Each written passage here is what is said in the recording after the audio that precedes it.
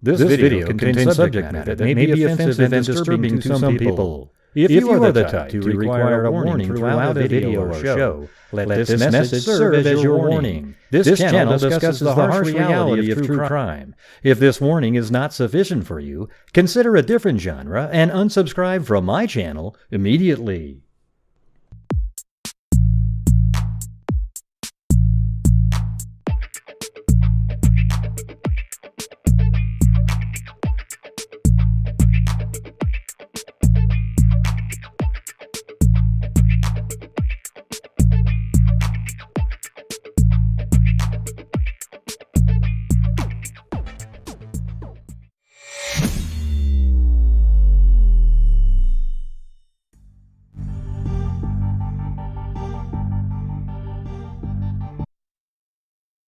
I gotta do that again. I like it when it's better like this.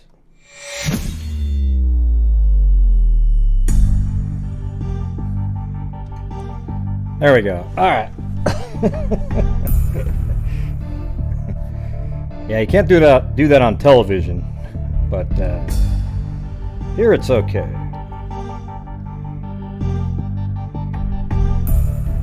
How's everybody doing tonight?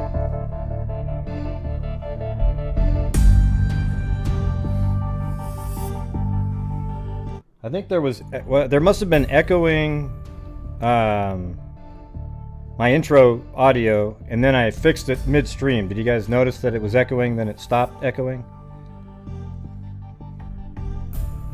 Thanks, Zozo.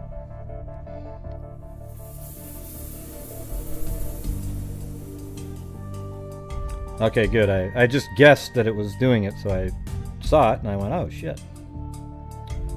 So I fixed it.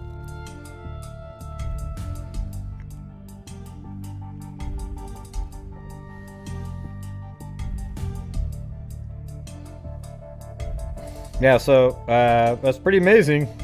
A lot of stuff, a lot of confluences, stuff going on, you know.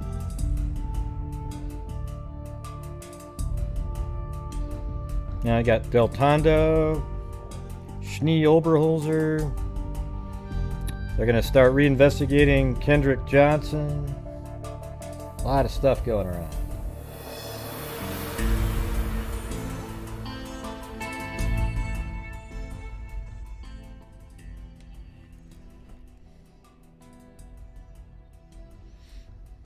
Yeah.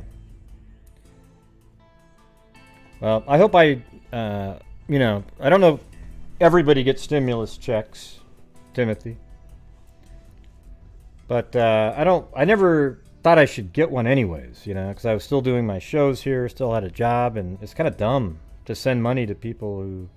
I'd rather have mine get doubled to somebody else. Like, I don't really understand it, you know? It doesn't make any sense to me. Like, how about you give $2,800 to a really struggling family instead of $14 to me? I don't think I get anything. But the first couple times, it was just crazy. I mean, you know, I'm not going to say no, like, if they're giving it to me, but I just think the policy should have been that way. Hey, thanks, Bush and Beach Lifestyle. I think it should have been sort of similar to how I think Social Security should be. You should only get Social Security if you need it.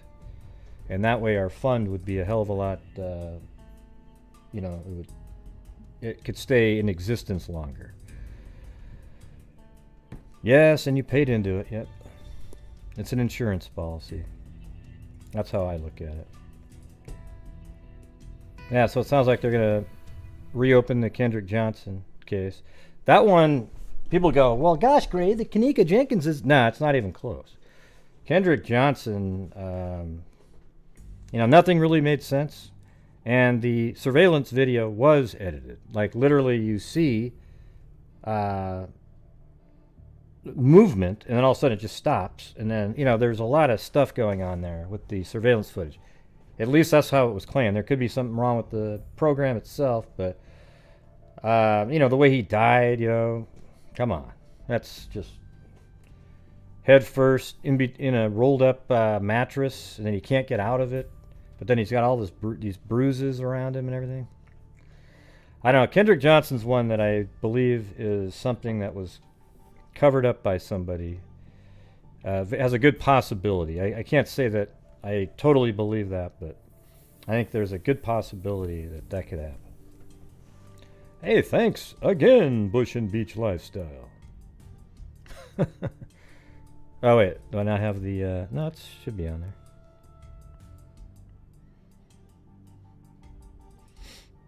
Well, no, I wouldn't send it to me for... I would just donate it yourself. When you guys send money to my channel, it helps support my channel. I wouldn't want to have any of the... if you guys want to send your stimulus to the that DNA fund directly, that'd be awesome. Chewbacca? But I'll be Chewbacca if you want me to. The reality is... pressed wrong digits, go. Oh, grr. Yeah, you know, you guys know how it works. You send in, people support my channel, and then instead of just taking it all and buying myself a car, I donate a huge portion of it to the charities at the end of each month. All right? I just don't want anybody to come in here with, hey, when I donate money, he sends it all to charity. It's not how, I've never said that.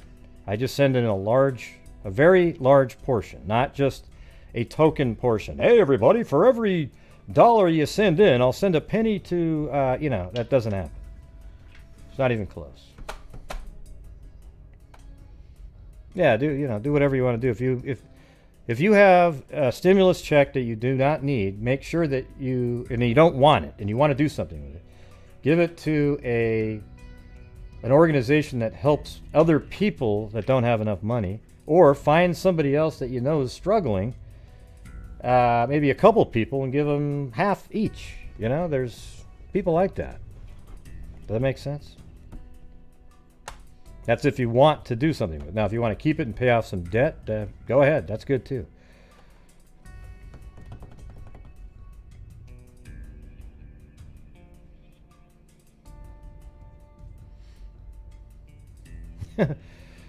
Yeah. Well, I mean, you know, I'm not just going to go buy a car. I'm just saying I do make an income on here as well. But I'm also trying to make a difference as a channel, the Freak family, the generous freaks. So, nah, just keep the money here. Yeah, keep the money here and help other people in the United States that are short. All right, let's see. Yeah. That's one of the things I don't really get. Like, I don't really know what's in the stimulus package, but I heard a lot of it's just, you know, going out to things that aren't really needed. I mean, wouldn't it have been amazing? You know what's amazing? I always tell, you know, you see these NBA players in the National Basketball Association, and while they do donate here and there, they're pretty greedy, you know? Because if you make $30 million in a year, you could take 10% of that, 3 million, and you could buy like 300 homes for people. Or not 300, but maybe 30 homes. And if the whole league donated 10% of their salaries, they could buy hundreds and hundreds and hundreds of homes for people who can't afford even a home and buy it straight out, right? But they don't do it because they're greedy themselves, you see? And there's nothing really wrong with keeping their own money, but it's when you bitch about other people and you don't do anything, and you don't do it at a level that's really, you know, reasonable, then don't complain, okay? I mean, that's I looked it up. I made a tweet about it a while ago. It was an insane number that they make a year. It's in the billions, and then they just take 10% of that. They could buy something like $3,000, $100,000 homes for people every single year.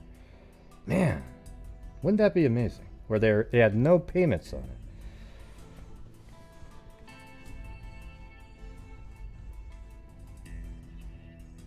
No, I'm sure. Yeah, I'm sure it's easily that. Because you got to fund all those little pet projects that are out there. I heard it's one of the most egregious bills that's ever been out. Why not just give everybody 1.4 $1,400 per person, and that's it. That's the only thing that's in the bill, right? What's all the other stuff?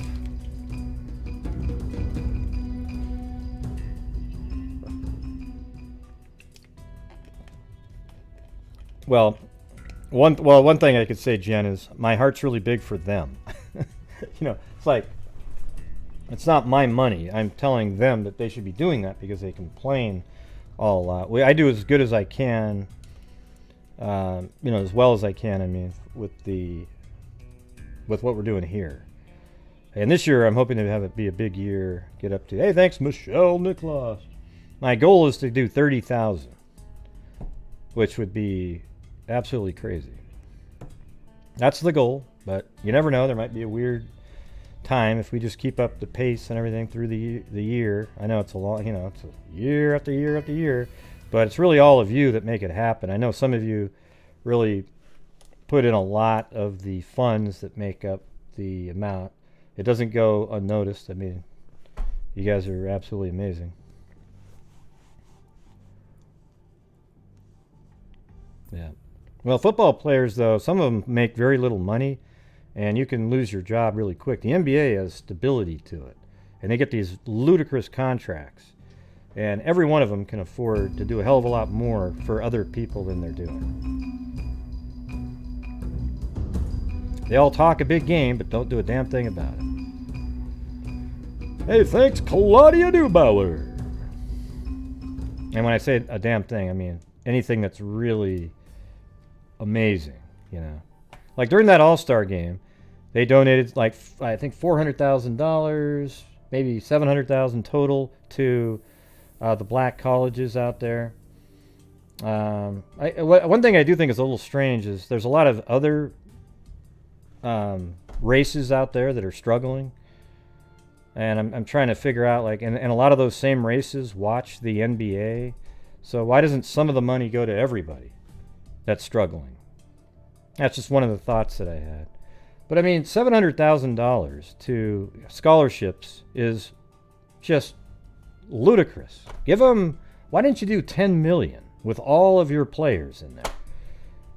Why didn't you do 10 million and cover a whole bunch of people? Yeah, it's just such a joke. I don't know, man. I think they're just really, they should really give more, right? And then see if you can get matched and get up to 20 million.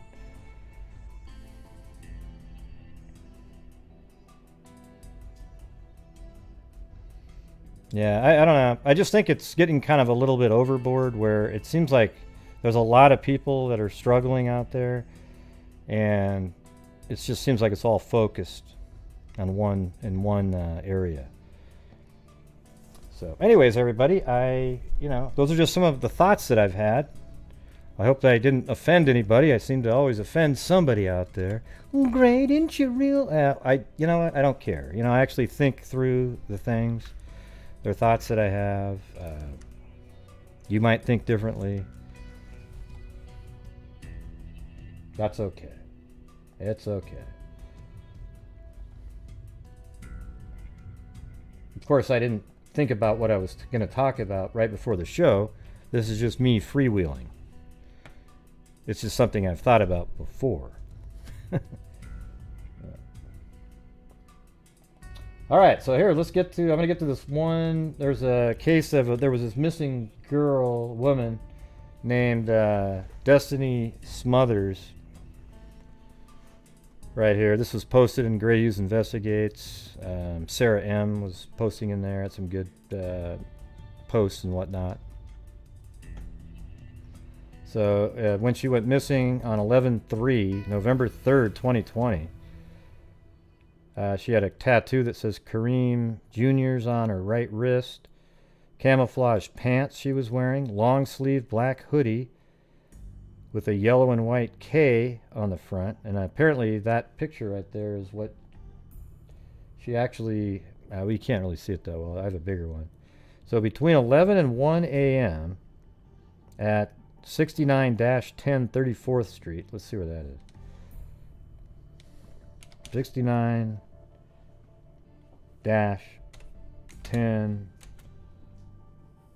134th Street.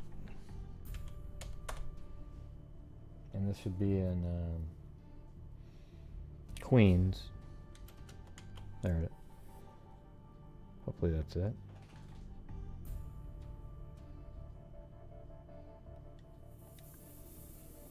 How about just Queens? Forget the... Man, they have that many repeats? I think that last one was right. Yeah, I think it's this one. So that is the spot. So I guess right there at 11 p.m. to 1 a.m. Street Avenue in Queens, where she had been bowling. Does that look like a bowling alley? Ah, hell, I don't know. She had been bowling with friends. Her boyfriend states that the two got into a heated argument in her car outside of the bowling alley. He stated that she got out of the car and walked away. He stated the last he saw her... Well, how did he get home if it was her car? I mean, this guy's all over the place. He stated he last saw her at second location less than a mile away at McDonald's at 5135 Northern Boulevard. Destini left her cell phone behind and her black 2011 Toyota Camry hybrid, similar to the photo shown, is also missing. So the car that she says she got out of, well, what did he do with the car at that point? What did he do with the car at that point? Okay. Well. So anyways, body found in trunk, thought to be 26-year-old mom missing in New York City. Mystery on their hands. A woman was found dead in the trunk of a car as that car was about to be towed. Chopper 4 was over that scene earlier. Investigators believe the body is that of a 26-year-old woman from Troy who disappeared back in November. News 4's Mark Santia. Hold on. He's been talking to sources and he's at the scene in South Ozone Park. Mark. David, the woman found here on Lefferts Boulevard was a mother, she was a daughter, she was a beloved family member who disappeared the night of her 26th birthday. This is devastating. You know, like I said before, she had 2 boys at home that was waiting for her. We was hoping that we knew that we was gonna find her, but I just didn't believe we was gonna find her like this.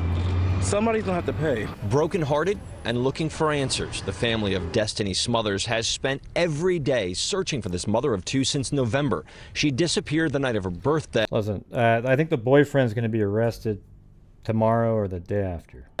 Today, this Toyota was being towed because it was abandoned in a Queens neighborhood. The tow truck operator told police during the drive to the yard, the vehicle was experiencing mechanical difficulty, prompting the operator to open the trunk in search of a spare tire. Upon opening the trunk, the operator observed a deceased individual positioned on their side.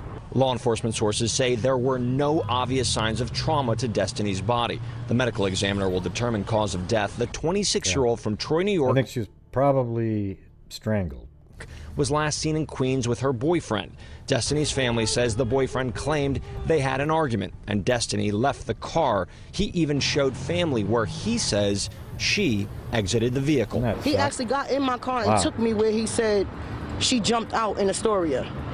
Took me and my family. He sat in my back seat behind me. I don't understand how he did that. Yeah. So you know that everything that the boyfriend said now is a lie, and the only reason the boyfriend would lie about something like that is if he had something to do with the reason she's in that trunk not alive anymore, right? So a woman was found dead in the trunk of a Toyota Camry with no plates in Queens early Wednesday. Obviously took the plates off to make it harder for somebody to drive by and identify the car. And investigators believe she is 26-year-old mother from upstate New York who went missing in the 5 boroughs after a birthday party in November. Authorities say they still have to confirm the identity of the woman found in the trunk on 134th Avenue through forensic tests, but believe the body is Destini Smothers, a senior New York Police Department official with direct knowledge of the case tells News 4 clothing on the body matched that Smothers was wearing when she disappeared. I mean, that's pretty crazy, right? So here's the location right there. I have it on a map too.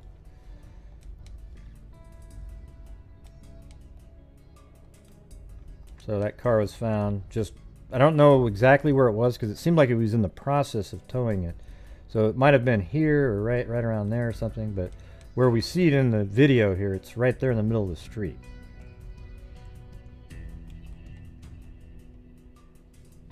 Let's get to some breaking news now. Body has been found in the trunk of a car.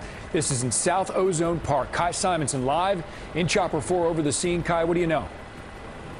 Well, Adam, good morning to you. These are live pictures now from Chopper 4 over 149-57. I mean, it's interesting. She would be highly decomposed, and you would think that there would have been an odor around. So I don't know if the car was right there this whole time.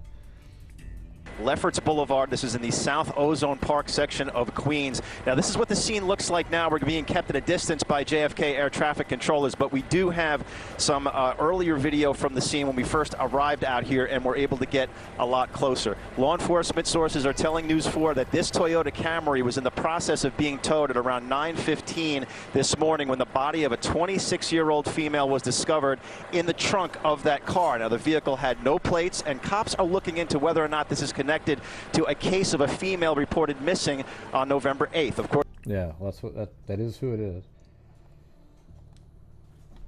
And then here's New York Post article. I don't know if it'll play or not. Loud.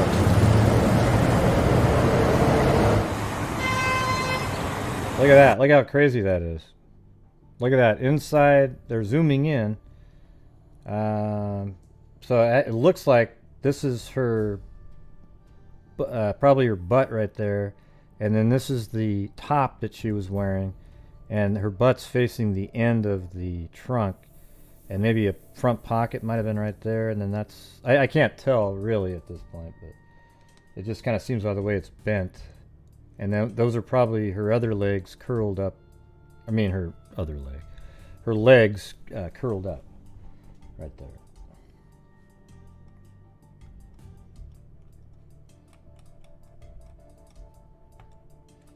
Where is that? Well, let's see. Hold on.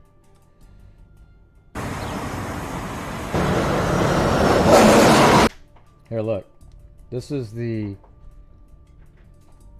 We were just looking at that a minute ago. So she does have on the camouflage. Apparently this photograph right here was taken that very same night. So she had this on, this black top, and those camo shorts right there.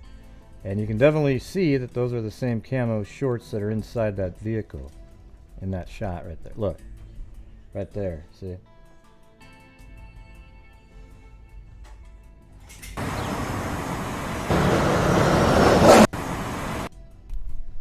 Huh.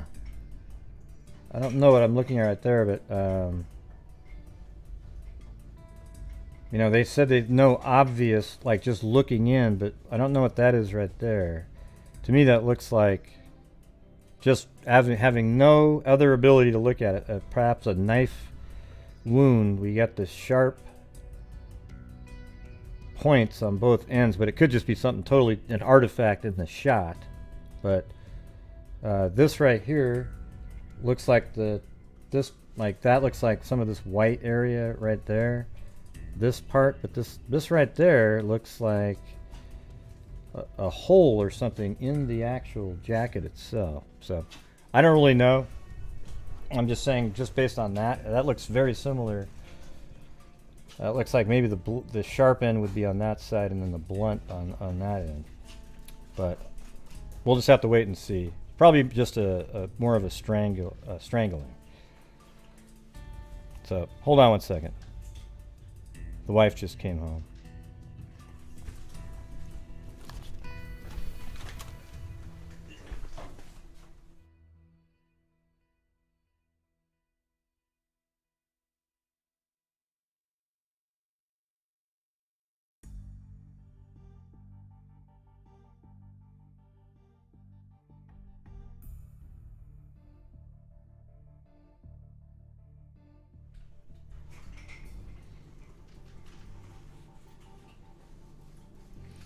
All right. No, what's that person saying? They should not release photos of I think of the family. Well, they didn't release a photo really of the body. It's just kind of clothing. You can't see the body. I don't think this is disturbing. I mean, it's disturbing. Oh, that's her, but it's not like it's some weird face shot of her face or something like that. I think this is definitely in the range that somebody could release.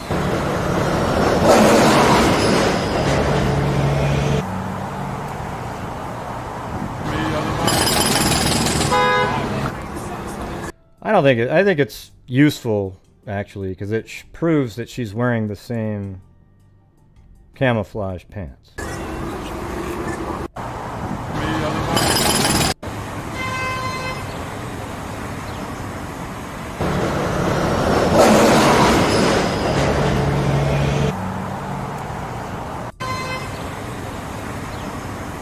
Well, you think that's what this is right there? Yeah, it could be. Like right there, maybe? Yeah.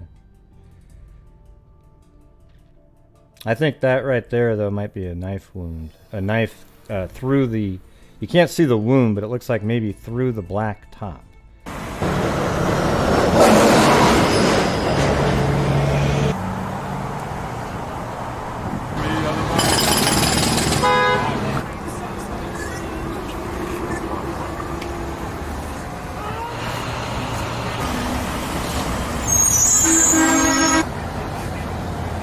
Wow, that's some loud video there.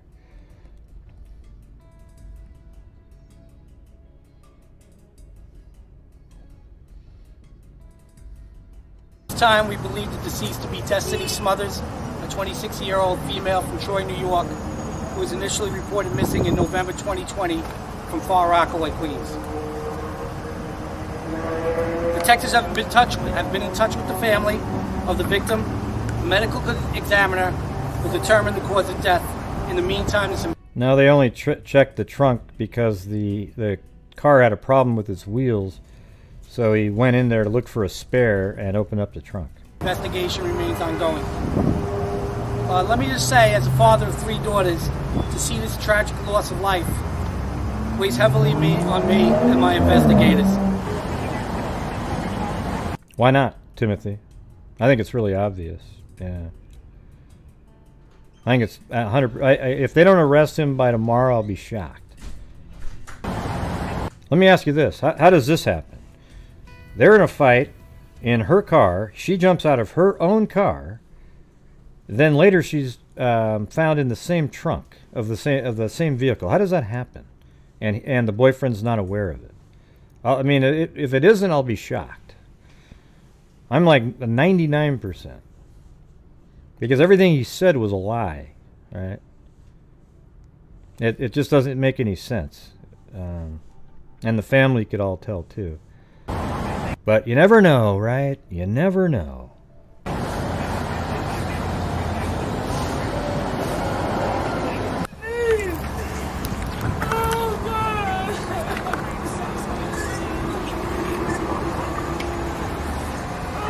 God, what a nightmare. You know, everyone probably had hope that maybe she'd show up. Yeah. That's her right there. Oh, yeah, so these are the pictures, see? Like, there's her not jeans, the camo pants she had on. And there's that black top, which matches exactly. I think that's even the same angle. If I was to take this picture, let's see, hold on.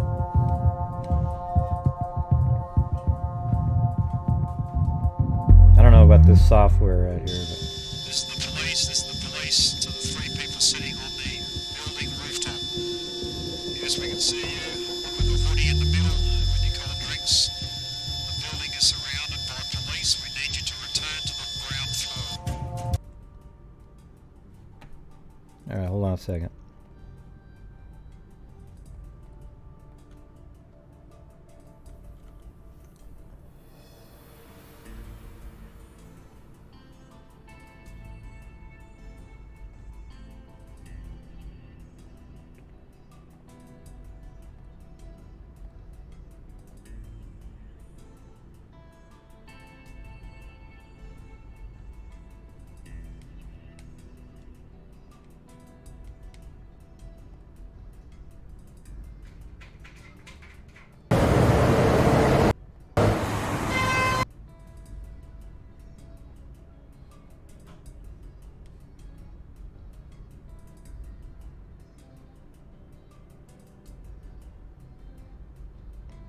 I don't think that's a selfie shot there.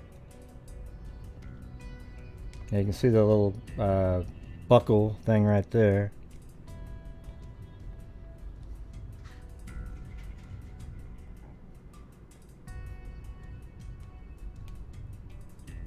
Here, let me just...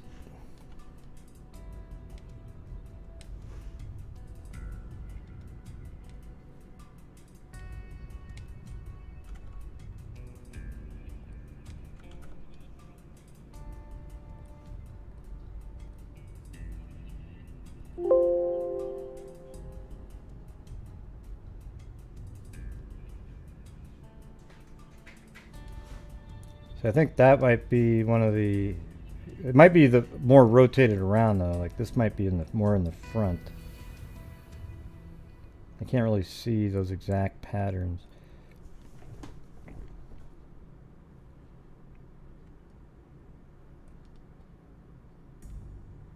And it's hard too because like you guys said, there's some coloring. It looks like there's liquid blood that's right there. So this right here actually would be cream colored right there as well. It's just hard to tell. This all right here might be in the front there, and we just can't see it. Like that looks like there's a seam that would be down the very side of the pant, which would be like right there. So it might be a little bit too rotated. So.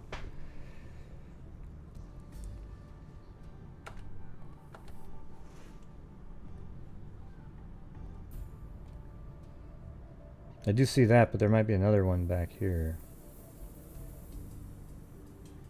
Wait, no, I think I do see it. No, I do see this. Here we go. I got it.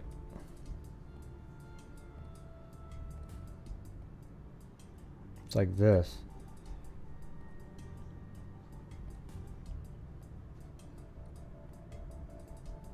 I think that and that are the same thing. This just has blood on it, and that would be the same. You guys see what I'm saying? Seeing right there? I think that might be what that is. See, it even has like the little fork-looking deal there. So I think that that and that are the same, but this one's discolored with blood, so this would actually continue down a little bit there. And then that right there is right here, and that is this. Yep, that's it. Yep. All right. Well, there you go. Crazy, huh? That's just weird. So if there's blood in there, then, you know, you sort of have to think that it isn't going to be, you know, it was just something they couldn't see right away. But I think this, if you guys can see that, that looks like a hole in her clothing. And given that it has a sharp point on one end and it's more blunt there, maybe like a single-sided blade stab. Okay, that's just my opinion. I don't have a better photograph of it. That's it. You're right there. So, all right. Well, wow, that's crazy. Let's. If you guys get any updates on that, let me know. I'm sure we'll hear something about it in the next day or so. Pretty wild, man. I think the boyfriend's in trouble here. Because let me ask you this: what happened to her car after she left? And then when he said, "Well, this is where she got out," well, what did you do with her vehicle at that point? And then you said you saw her somewhere else at a McDonald's. Well, I don't know. It just doesn't add up. Doesn't add up. I don't think so.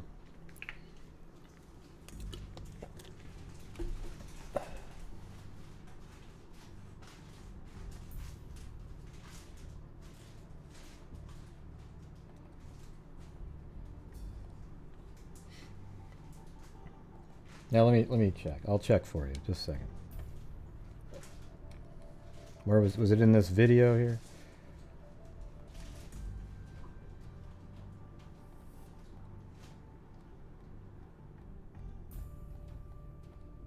I don't know. You're talking about her earrings? It's hard to make them out. It's too blurry in the poster. Missing in touch with my investment.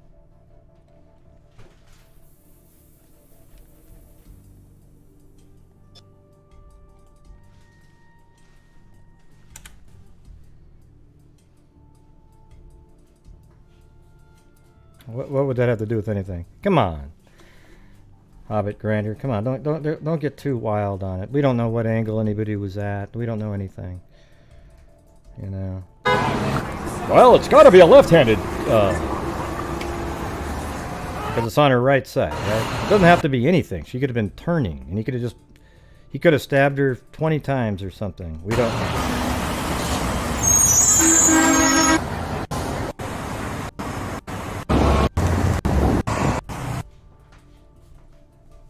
I'm looking for that one. Oh, there it is.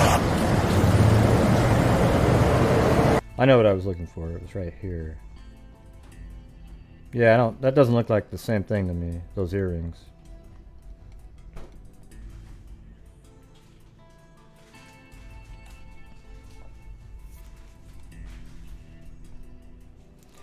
All right.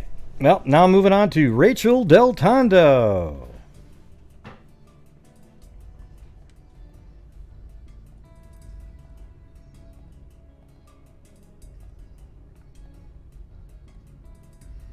So, I was going to go back in time again to when this all started here. Alright? So you guys, most of you are familiar with the Rachael Deltondo case, but we'll just go through it. I've got all my flow charts and everything ready to go. We might not do the whole thing, but I think it's a good time to do it. Or do I need to go into jail before we get started?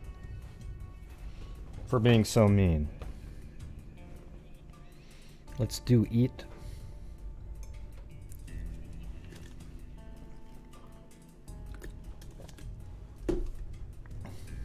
Oh, man, you sent me to jail? Darlene said yes. Man, God. And there it is. Michelle Nicholas. Gray, you're so mean. Why? Because it's no way to tell if somebody's left-handed by one little wound, perhaps? Right. Exactly. Oh, well. He's now in jail. No, but I was mean with that. Remember the whole wound, the left-handed wound comment? Wow, that was nice, man. I must be... Woo! Yep, Team Mary Lou. Earlier today, I looked over at the couch and Chloe was like 5 feet off the ground on top of the couch. I don't know how she got up there. Or... I think has supernatural powers. Hey, thanks, Michelle Nicholas. Yes, there's some a public defender.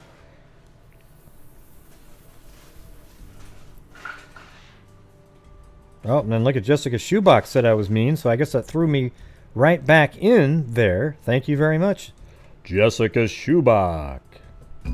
He's mean. Oh, man, now I'm in there like 4 times. Look at Audra did it. He's mean, he's mean, he's mean, he's mean.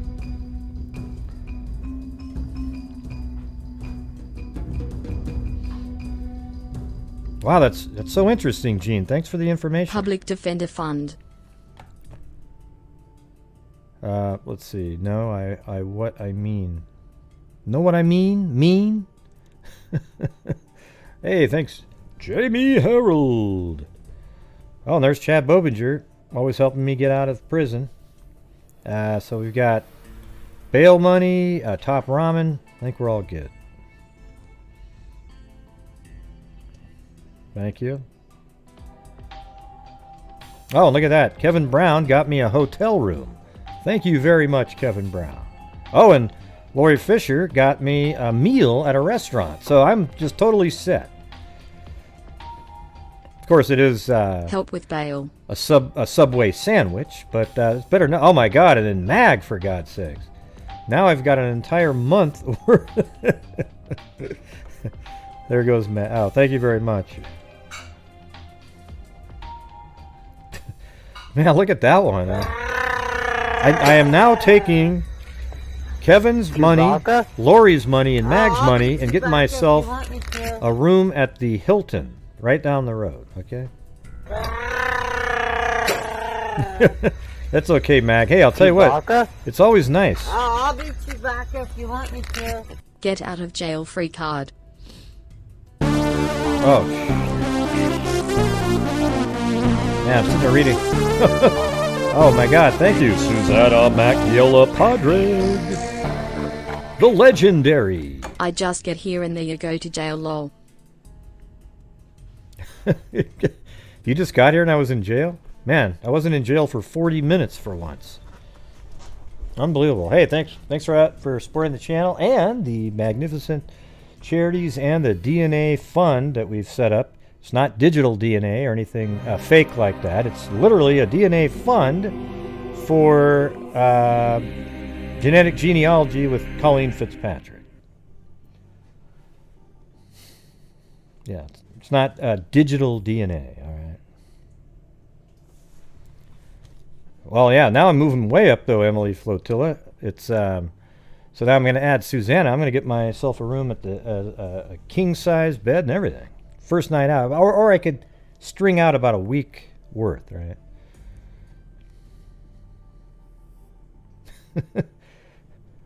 Oh, you bought one of those? I should have sent it to you.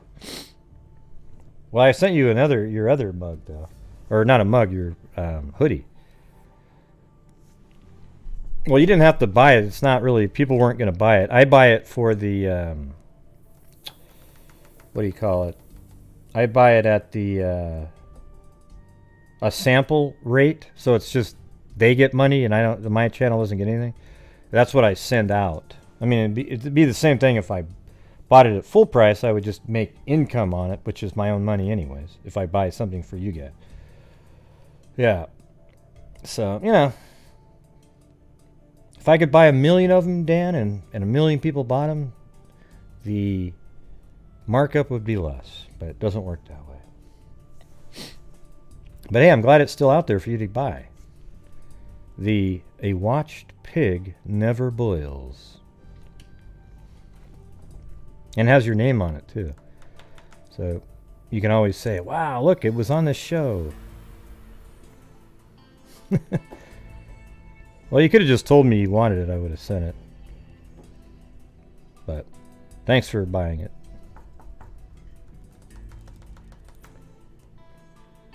Okay, here we go. So this is back in... It was actually on May 13th, 2018, Mother's Day. All right. So a Pennsylvania school teacher. Let me get this up on the map first, though. So now we're... Oh, I already had it.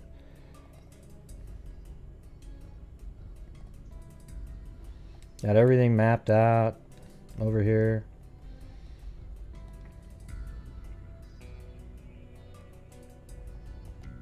Yeah, there's just so much to this story. It's wild.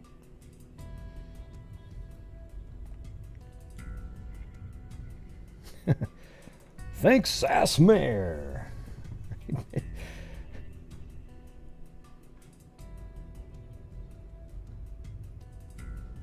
Oh, what did you want to ask? Does the room have a magic fingers machine? Oh, yeah. You put the quarter in, it goes... Yeah, no, it's good stuff. God, Mag, come on. You got to go get yourself a new internet connection. Or use your computer or something.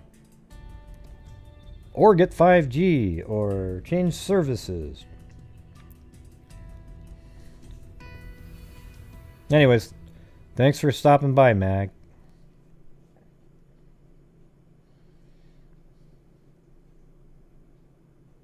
Yeah. Okay, here we go. A Pennsylvania school teacher was reported to have had a teenage boy in her car and who was later suspended was shot to death in her mother's driveway on Mother's Day. Now, this teenage boy thing was way before this, though. This article didn't really say that. Authorities said 32-year-old Rachael Deltondo had gone to an ice cream shop on Sunday night, and it wasn't ice cream, it was Hank's frozen yogurt. Doesn't that suck to be able to kind of debunk two things in 2 paragraphs in an article? Yeah, so it wasn't ice cream, it was Hank's frozen yogurt. And she just returned home in Aliquippa when she was shot multiple times. She was shot 10 times. Deltondo died at the scene. Authorities have not released further details, citing an ongoing investigation. Deltondo was suspended last November from the Pennsylvania Cyber Charter School.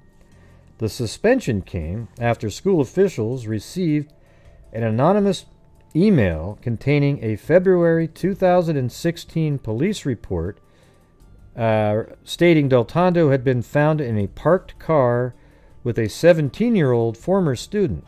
No charges were filed. She was 29, I think, at the time. And yes, he wasn't really a former student. He was a student at a school that she taught at when he was really young.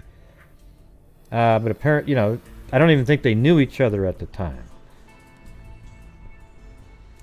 And that's a pretty strange story because, well, I'll get to that in a minute. Okay, so we have that article, and then this one was on an internet site back then, WTAE.com. Let's see. And investigators used that search warrant to obtain the cell phone of 20-year-old Sheldon Jeter, who had a friendly and romantic relationship with Rachael Deltondo. Now, investigators said in the warrant that Jeter was not giving them complete information, that he was giving them misleading information, but Jeter's attorney says he had absolutely nothing to do with this crime. Now, Jeter played football and basketball at Aliquippa High School. You can see him here playing quarterback wearing number 11. While he was still a minor, his lawyer says he began a romantic relationship with Deltondo. At the time, she was engaged to be married. A police report that leaked out last year said Deltondo and Jeter were found together in a car late at night back in 2016. And that's when she was engaged to a guy named Frank Katropra. Wait, Jesus. Katopra. Why can't I say his name all of a sudden? Oh my God, hold on. Frank Katropa. There we go. Okay. That's our crazy... Look at this thing here, everybody. You see this? This is what we built back then when we covered this. Look at that. So, right here, here's Rachael Deltondo, right? She was engaged to this guy, Frank Katropa, and he was like a bigwig in the town, did all kinds of, he was just a big name. But during the time that they were engaged, she was found in a car in 2016 with this Sheldon Jeter Jr., who was only 17 at the time. When the police officers showed up, Kenneth Watkins and Frank Conkle, police officers, when they showed up, the windows were all steamed in, the seats were back, and they said, oh, they were just talking, and they were just kind of like, the stories, they just, yeah. And they let him go because apparently Sheldon was going to live with one of these 2 officers because his home life with his mom and everything was bad. So he was going to live with one of these 2. I'm pretty sure it was Francis Conkle, but it might have been even Kenneth Watkins. And the night, here's another thing. So the night that Rachael was killed, when she was at the Hank's Frozen Yogurt, she was with Lauren Watkins and Tyree Jeter, who's the brother of Sheldon, and he was 26 at the time, or it might have been, he was 26 at the time. Now Sheldon's 20. He was 17 when they were found in the car together. But she's out at Hank's Frozen Yogurt with Lauren Watkins and Tyree Jeter. Now, what's weird about it is Lauren Watkins is the daughter of Kenneth Watkins, one of the officers who came upon Rachael and Jeter when they were in that car. Isn't that just weird already for those of you who haven't really ever followed this one? Yeah. All right, let me get back to this. No charges were filed then, but when that report came out, Jeter's attorney says Deltondo lost her teaching job. Jeter and Deltondo continued the relationship and remained friendly. But Jeter's attorney says Deltondo disclosed that she was an informant in an investigation of the Aliquippa Police Department, and she was scared. Yeah, she was an informant for, though, I think this is a little bit inaccurate. She was an informant for the Beaver County newspaper for government corruption. So then you bring in a whole range of people who may have had a reason to kill Rachael. Somebody had a reason, a motive to kill this boy. I mean, I think his attorney has a pretty good shot. Jeter, we'll get to Jeter later, but at sort of having an alternate theory that's plausible, you know, and in such a violent way. And to us, it looks like somebody had something to hide. Right. You mean like your client? Now, Jeter's attorney says that Deltondo was preparing to testify before a grand jury within a matter of days about this matter. He has no information, he says. And that's right. She was working with, she was even an informant too for, it wasn't just for the newspaper. As to the exact nature of what she was going to say. Now, police and the DA are saying nothing about that side of the story at this point in time. All right, so there's that one. That was all back then. And then we've got another article from that day. A Pennsylvania prosecutor says investigators are searching surveillance video and cell phones for clues in the shooting death of a former school teacher in her Mother's Day driveway. Authorities say 33-year-old Rachael Deltondo was shot multiple times Sunday, 10 times. And that sounds more like a personal shooting, not a hit. Like somebody that's coming to do a hit would probably do one to the head, two to the chest, and call it a day. Instead, this person fired an entire clip, just and then took off. Right? Television station KDKA quoted unidentified investigators as saying they believe the woman knew her attacker. Well, there you go. And the killing was likely a crime of passion. Well, there you go too. Beaver County District Attorney David Lozier.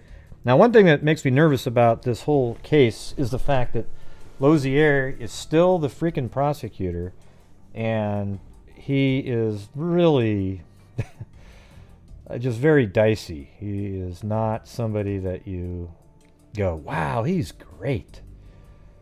Especially when you hear about how he had to cut a deal with somebody. Well, I'll get to that later. It's insane. Deltondo was suspended in November from a cyber school. Officials there had received an anonymous email containing a police report saying Deltondo had been found in a parked car with a 17-year-old former student. No charges were filed, and Lozier called the report's circulation a personal vendetta. Yeah, it was. So here's the thing, is a report was never filed by these two officers. So Conkle and Watkins, they never filed a report on Deltondo and Jeter being found in that car with it steamed up. And there was no report. So somebody called the police station and said, hey, I'd like to, where's that report? And one didn't exist. So they had to have Conkle and Watkins, they recreated the report and put it in there. And then shortly after the report was put in there, then miraculously somebody requests it or got a hold of it somehow and then started sending it to all of Rachael's employers, friends, and everybody else to destroy her. Okay, so it's very possible that Frank Katopra here, Katropa, man, I don't know why his name isn't popping into my head, but Frank Katropa here, that he did all that, but he may, obviously he may have had nothing to do with her murder. He's already was with somebody else, maybe even married already again, so he didn't really have a motive at that point. He was probably pretty embarrassed though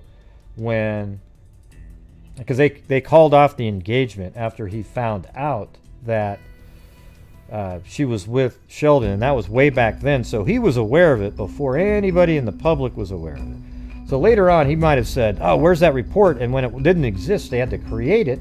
Then he got it, and then he sent it to all of her places that she worked, and friends, and she lost her job over it and everything. Yeah.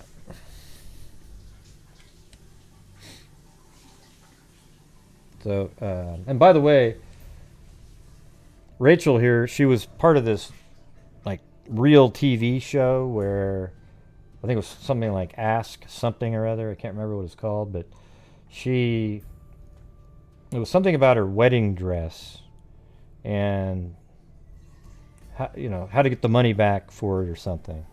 It was, it was a real TV show, but she's literally on television at some point. All right, here we go.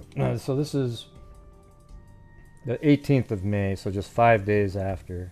Breaking now, new details about a murder arrest in Beaver County. The suspect in this case once questioned but never charged in the murder of local teacher Rachael Deltondo. Pittsburgh's Action News 4 reporter Marcy Cipriani is live with more. Oh, wait, hold on a second. This is supposed to be a different date. Just a second. I was looking at that date there. All right, so when we move to this one, this is May 19th. Key figure in Deltondo case revived by medics after being thrown from a vehicle. So this same guy right here, he wasn't thrown from a vehicle though. He was on drugs. So this is Sheldon Jeter Jr. right here, and he shows up on May 19th. Almost exactly the same time of year, 2 years later, as Rachael was killed. 5 hours after a national telecast featured him as a key figure in the Rachael Deltondo homicide, Sheldon Jeter Jr. was found unconscious lying on the side of a road in Aliquippa. Aliquippa Police Chief Robert Seelock confirmed to BeaverCounty.com that police received an anonymous call shortly before 4 a.m. today of a man laying unresponsive at the side of a road after being thrown from a vehicle. Jeter Jr. 21 was located by police on the side of Orchid Street, not far from his home. His initial condition was so serious that emergency personnel placed Life Flight in Pittsburgh on standby. Seelock said medics were eventually able to revive Jeter with Narcan, a medication known to reverse the effects of heroin. So it might have been that he saw himself on that show and, tried to take a bunch of drugs. Who knows? Recording of emergency service radio traffic obtained by BeaverCounty.com appear to corroborate the timeline of events recounted by police. On the recording, medics can be heard notifying dispatch that their patient had gone. Jeter Jr.'s mother, Delcia Crum Flanagan, later retrieved his phone from the police station. Flanagan made a post to her Facebook page confirming the events. Somebody dumped him on the side of the road for dead. Oh, okay, so maybe somebody, when he was on drugs, just dumped him out. He was found this morning. You know what, you sort of wonder if he was dumped out on that road by somebody who thought he was dead. And you wonder now if he's a person that shows up a little bit later here. Attorney Michael Santacola, who represents Jeter Jr., insists Jeter does not use narcotics and what happened to him did not occur voluntarily, labeling the incident an attack, of course. It's never him. It's never his fault. Seelock said he has no information that leads him to believe Jeter Jr. was the victim of a kidnapping and that the department is treating the incident as a drug overdose. All right, so that's something that happened in 2019. But if we go back to the diagram here, let's see. How do we do this? I'll get the other one out. So this guy right here, this Don Couch. By the way, Don Couch just won a lawsuit against the federal government for removing him as the police chief back then. Can you believe that? Like, he won that. So something else is going on. I think this guy right here is, something's not quite right there. So Don Couch, he was the police chief, and he was removed apparently because of the Deltondo incident, having to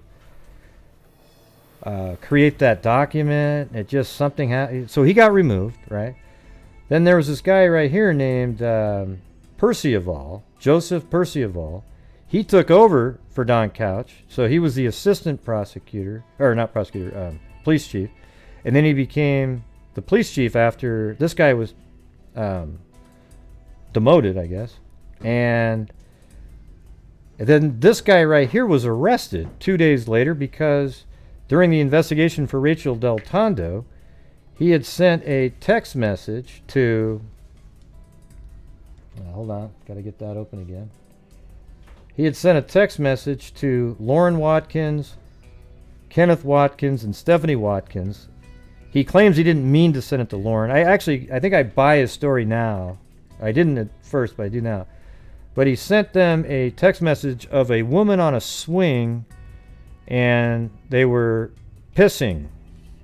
The girl had no clothes on from the waist down, and she was peeing into the wind on the swing. So he sent it to the 17-year-old here, Kenneth Watkins, and Stephanie Watkins.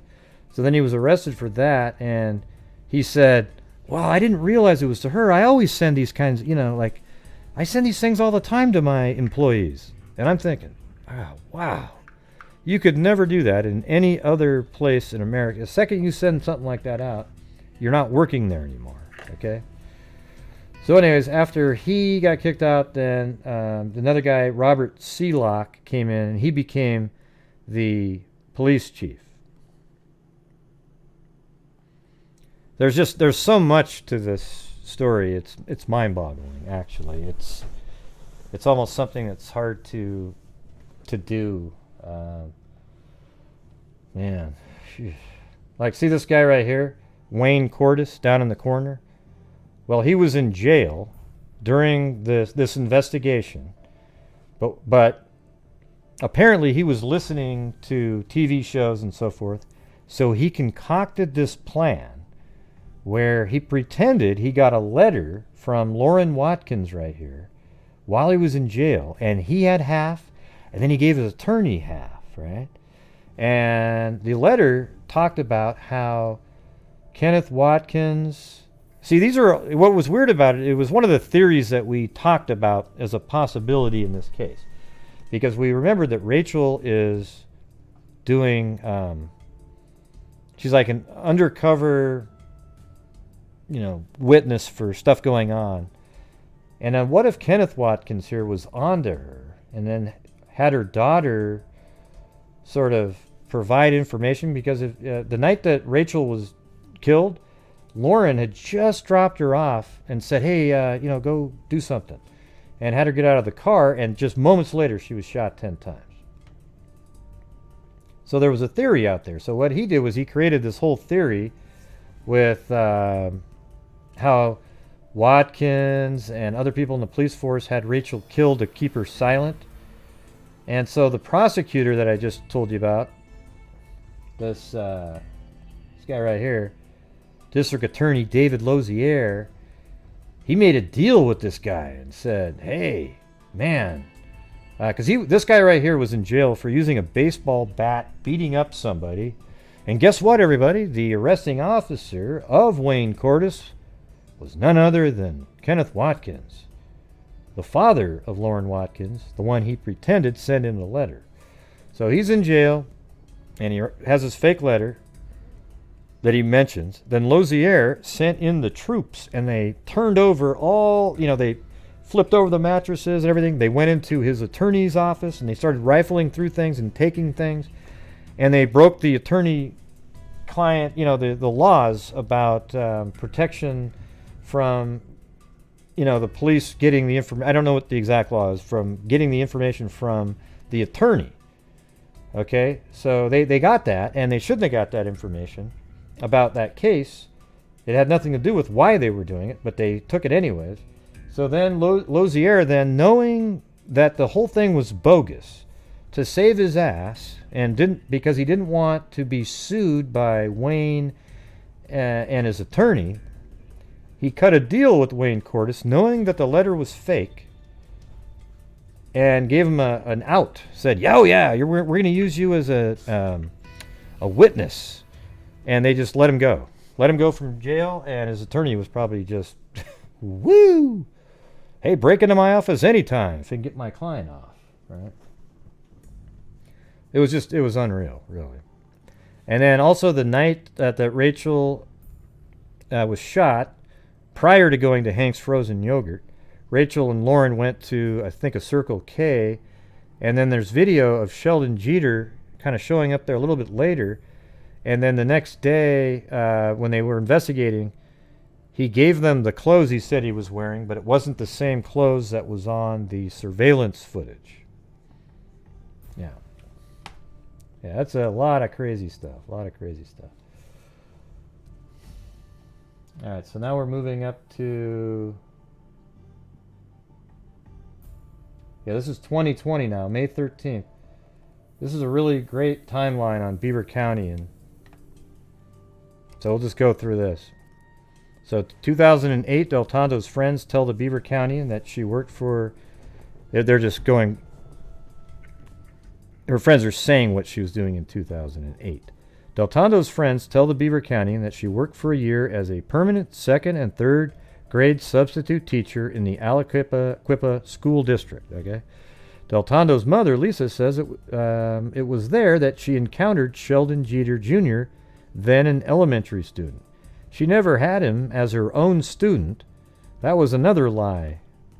He was one of a group of boys there whose teacher used to say, "Hey, if you're good today, you can go down the hall to see Miss D, Miss Deltondo, after class." They thought she was beautiful because she was. An incident involving Jeter Jr. many years later would become part of a story told by the news outlets around the world. All right, so here we go. Deltondo's short life began unraveling as her relationship with Frank Katropa, 36, fell apart, her mother believes. Katropa says later during press interviews, the two had a relationship for about 8 years in total. Deltondo's friends say it had been an on-again, off-again relationship. The couple was engaged during a trip to Paris in June of 2015. Wedding plans informally came to an end in October of 2015. The engagement formally ended on Valentine's Day 2016 when Deltondo returned her ring to Katropa. The two remained friends and continued speaking into October of 2017. So I guess that was prior to when they called it off. But they were still speaking. Maybe he kept thinking that she would get back together with him. Aliquippa police, this is February 6th. No, that was then. Okay, so Valentine's Day is February 14th. And eight days before that is her incident with Deltondo, with Jeter Jr., okay? So Deltondo and Jeter Jr. were, wow, that's pretty interesting. So it was just 8 days prior. So he must have found out about it right then. The two remained friends and continued speaking into October 2017, but they quit their relationship in terms of getting married on Valentine's Day 2016. 8 days before that, though, Aliquippa Police Sergeant Kenneth Watkins and Officer Frank Conkle, which I had over here, hold on. See, it was Frank Conkle and Kenneth Watkins. I don't know what he looks like, that guy. So you have this one and this person. Find Deltondo with Jeter Jr., 17 at the time, at 1:52 a.m. I mean, nothing good's happening at 1:52. Sitting in a steamed-up parked car in the area of the old Aliquippa Hospital. And I'll show you where that is. I think it's right there. It is right there. So here's the old hospital. So they probably drove in around and they were just parked out here. And this is where the cops showed up, and we can actually see what it looks like. So I think they were just... Hey! Thanks, Cairo! Chewbacca? Oh, I'll be Chewbacca if you want me to. Thanks for continuing to cover That's these right. cases that are important but aren't covered by value-hungry morph-tubers. Yeah. So they were probably parked somewhere in this parking lot right here when the police showed up to talk to them.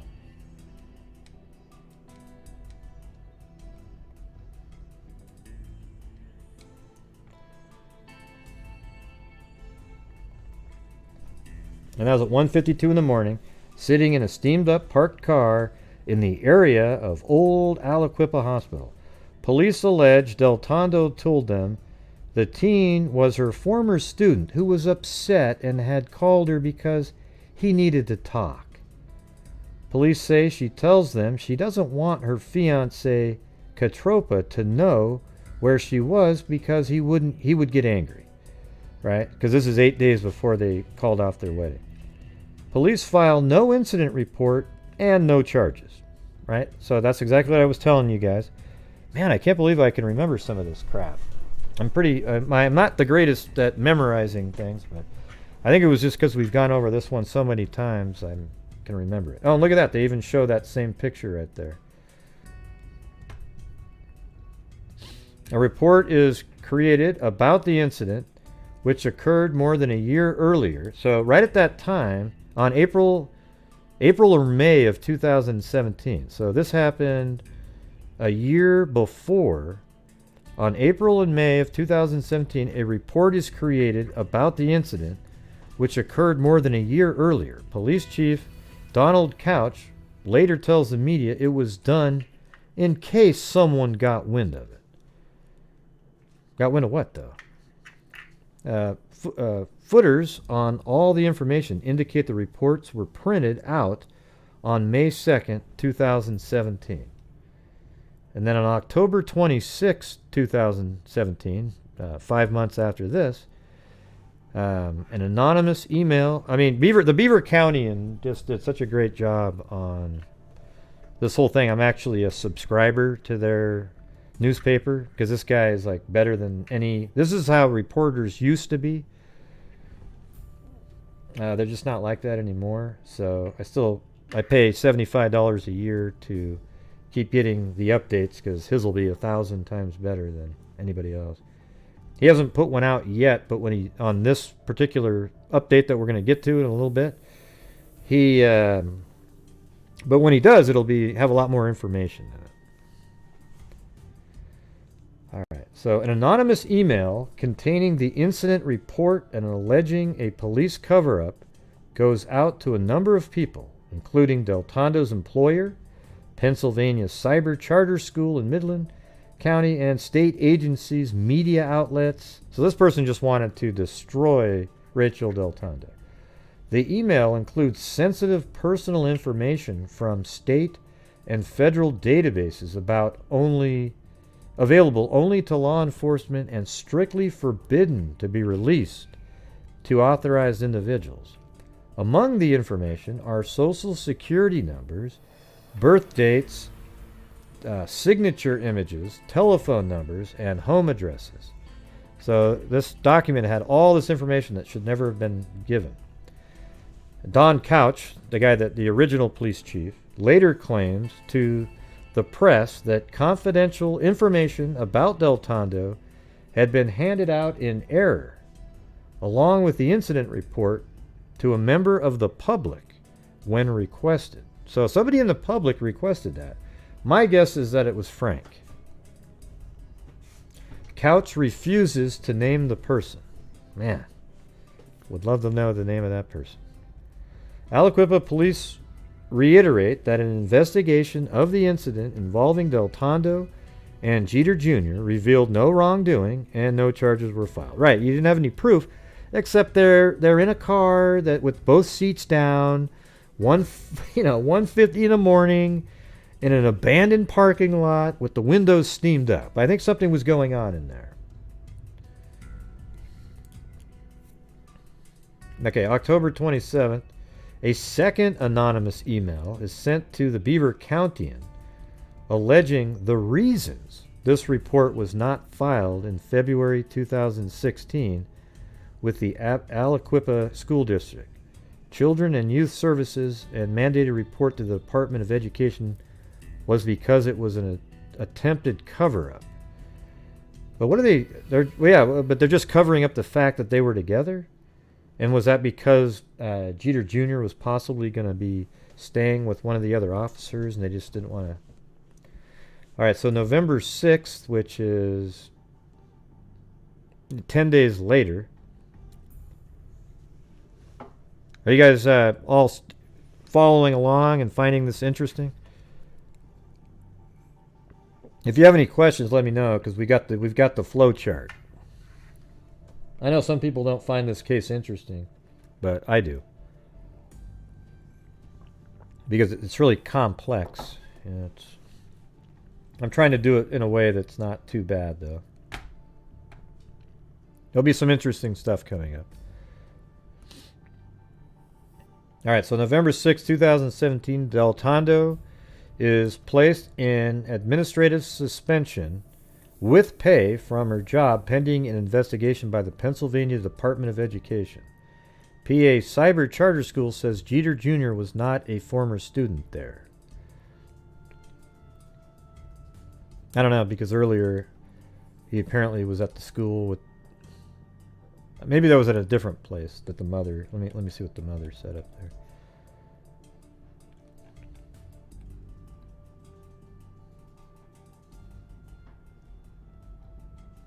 Oh, it was just in the Aliquippa School District, not the charter school. Okay, so that makes sense. All right, so Deltondo is placed on administrative leave. December 2017, the Beaver County publishes an extensive investigative report revealing the leak of the sensitive Justice Network files by the Aliquippa Police Department. Investigative report, so you can actually, he puts links where you can go to that actual article. Here, let's see that.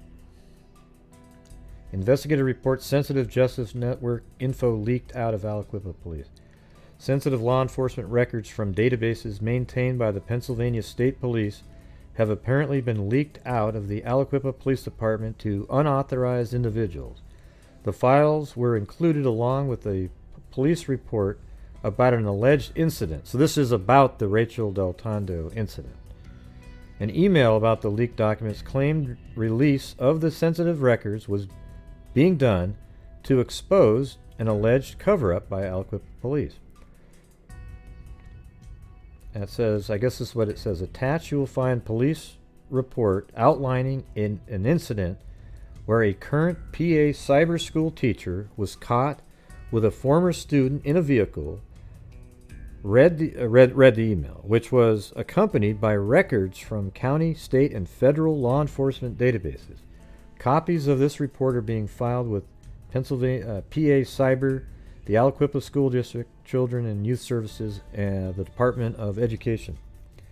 The police report is unredacted, containing personally identifying information, including social security number. Okay, so that's about the same thing.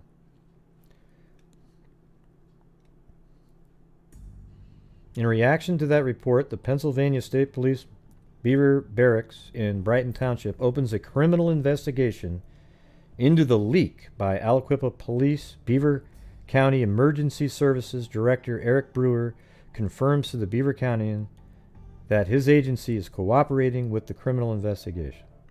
A parallel Justice Network administration investigation is launched by state police out of Harrisburg. So I guess that's the incident report, suspicious auto, and Frank Conkle. Doesn't really say anything in it.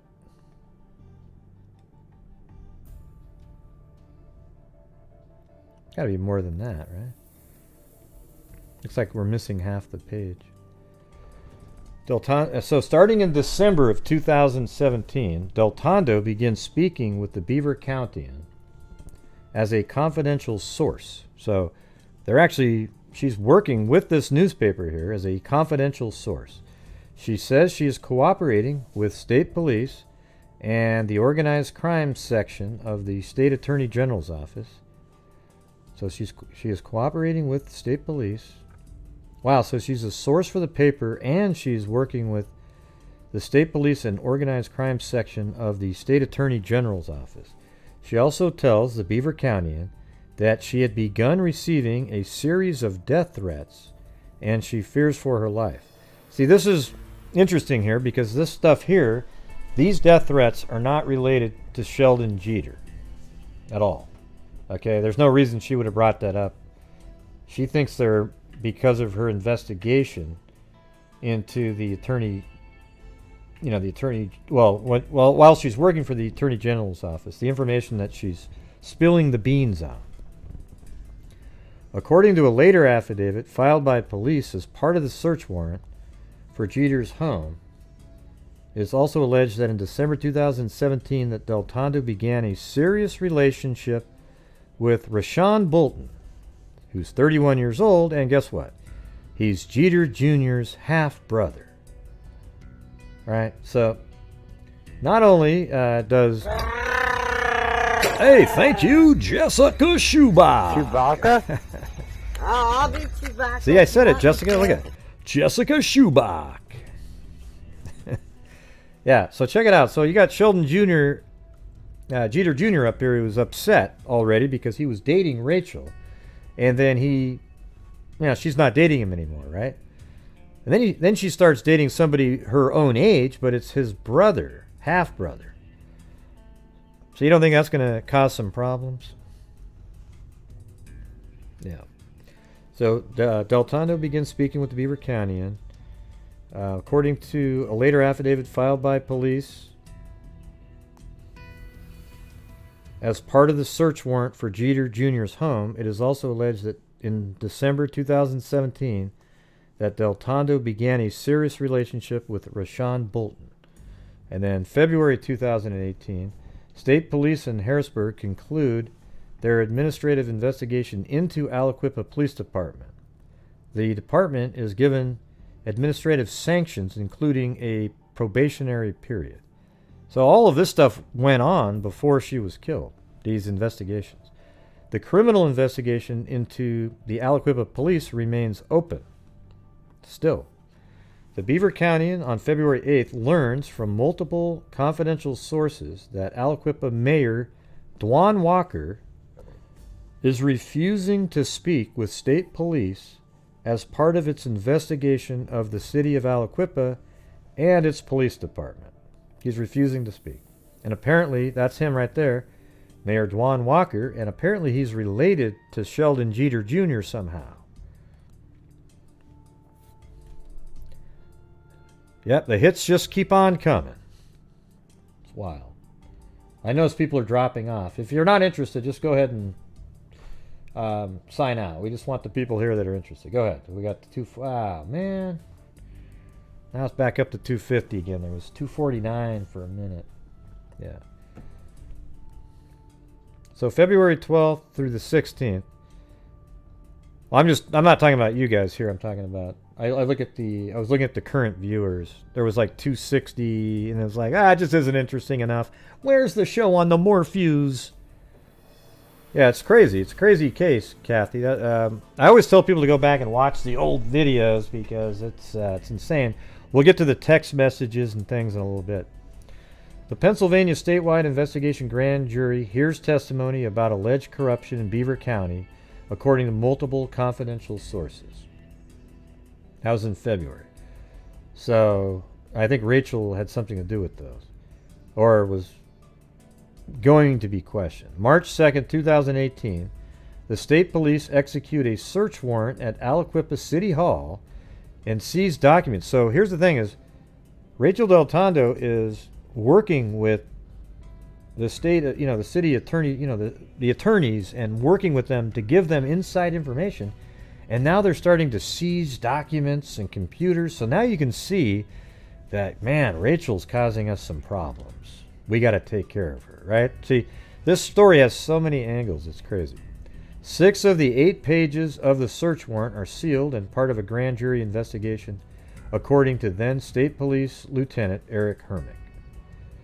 May 13, 2018, Deltondo was shot multiple times and killed in her parents' Aliquippa driveway at 10:45 p.m.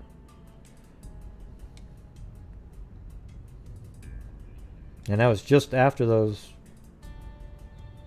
investigation right there.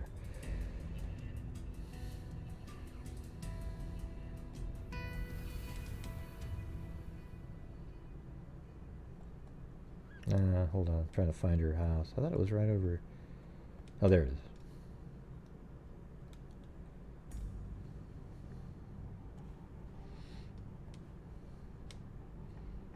So this is her house right here. And I actually believe, because I've seen her dad, that's her dad. I think it's this guy right there. But she was shot in this driveway right here.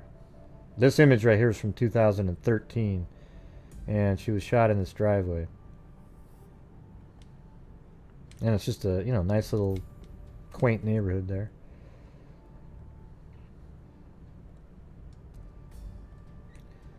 And let's see. Police say she'd been out for ice cream. No, but it was Hank's frozen yogurt. Just prior to the shooting with the minor daughter. See, this is what's crazy. All of this stuff is wild.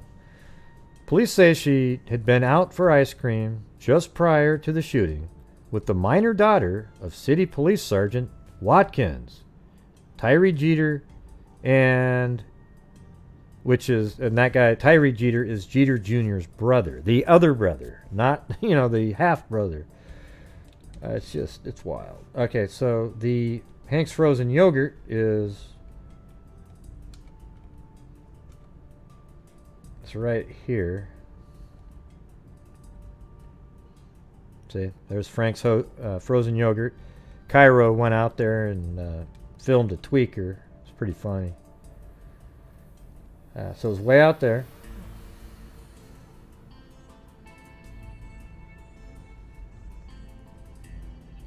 Aliquippa police May 14th, which is the next day. Police execute a search warrant for Jeter Jr.'s cell phone, call records, and geolocation data. The Beaver County publishes a report revealing that Deltondo had been interviewed by state law enforcement and was a confidential journalistic source for Beaver County. So the Beaver County, at that point after she died, came forward and said, yes, she was one of our confidential informants. And then May 14th through the 15th, Aliquippa Police Captain Robert Seelock sends a letter to Couch. So Aliquippa Police Captain Robert Seelock sends a letter to Couch alleging that Kenneth Watkins acted unprofessionally and could have contaminated the Deltondo crime scene. And see, all of that added to the suspicion that Watkins here sort of contaminates the crime scene because, you sort of have this conspiracy theory that he had his daughter leave her there, then they have her shot, then they show up. It's just crazy, the timing of things, how this all works later on with the text messages. Because she was investigating the government, right? And all these people work for the government. Even Kenneth Watkins' wife, she's like a controller. She had access to specific information. Kenneth Watkins, the mayor doesn't want to talk. Am I back on? Okay, I think I'm back on now. I got cut off for a second. I saw OBS said you're disconnected. No, I'm back on now, right? Hello. Yeah, listen, next time it goes off, just realize that usually it makes another attempt. I don't know what happens, but...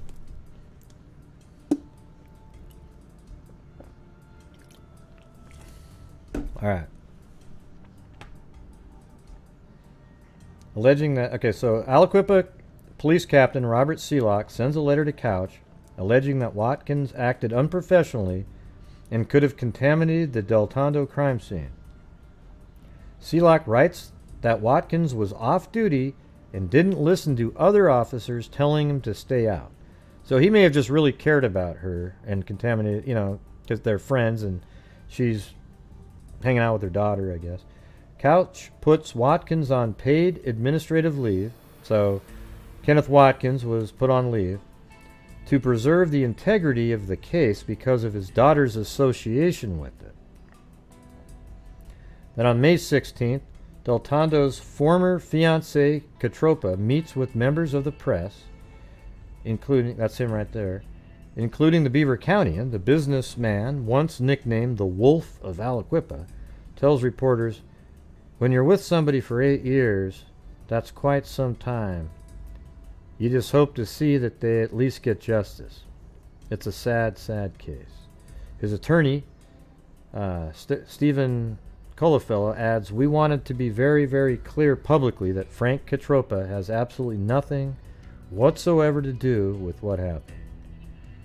May 17th, Aliquippa police execute another search warrant at Jeter Jr.'s home. See, they seem like they've been on to Jeter Jr. He's always been my number one suspect. And you guys know that, right? I mean, I've said that 1,000 times, that he's the one, but you can see these other angles out there.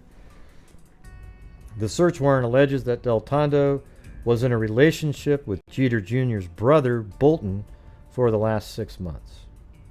May 18th, Deltondo's mother, Lisa, speaks out for the first time since her daughter's murder in an exclusive interview with Beaver County. She looked very angry in the coffin and emotional, Lisa says. She always had a big, white, toothy smile on her face in life, so to see her look that angry was very, very hard. May 21st, state police indirectly confirm to Beaver County that an investigation into possible Aliquippa police corruption remains ongoing, contradicting Beaver County District Attorney David Lozier's previous statement to other media outlets. So there's David Lozier, being a little odd there. May 23rd, a judge orders further search warrants issued into the case will be sealed at the request of police. Deltondo's mother, Lisa, says that Jeter Jr. was obsessed with her daughter. So she even thinks it was, Sheldon Jeter Jr. was obsessed with her daughter and wanted to marry her. Before her death, Deltondo also told the Beaver County and she had no intimate relationship with Jeter Jr. That's what she told, but I don't think that's true. Jeter Jr.'s attorney, Santa Cola, claims they had a sexual relationship and calls her a frequent flyer. Jeez. Anyways, May 28th, Lisa Deltondo calls for an outside agency to investigate her daughter's murder. May 29th, the Beaver County reveals that multiple subpoenas were served for the state grand jury investigating corruption. So they're still going on that angle, even though, Rachel was part of that. June 2nd, Deltondo's mother, Lisa, says she's told by county detectives that it may be months before an arrest occurs in her daughter's death. And then June 6th, Aliquippa Council unanimously votes to put Police Chief Couch on paid administrative leave. Councilman Matthew Motz says he has been cooperating with state investigators and says he has first-hand knowledge that Couch is a subject in a state police investigation. Yeah, but it sounds like Couch won his lawsuit against them, so it sounds like that was even bogus.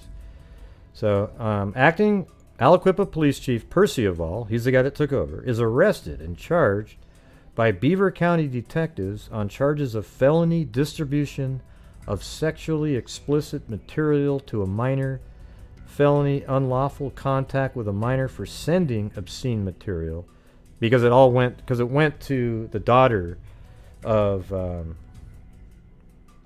it went to Lauren Watkins' phone. That's that whole charge. But even Kenneth says, nah, you did that accidentally because, we're all friends. Anyways, the smartphone the messages were allegedly found on was confiscated from Watkins' daughter as part of Deltondo's murder investigation. Percival leaves on vacation when this happens. Council is expected to take action on his official status on June 15th. That's him right there. So, anyways, ooh, shit.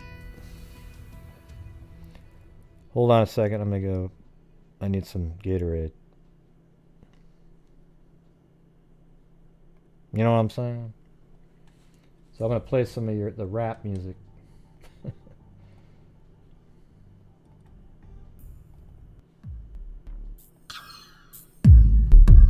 I'll be back in a minute.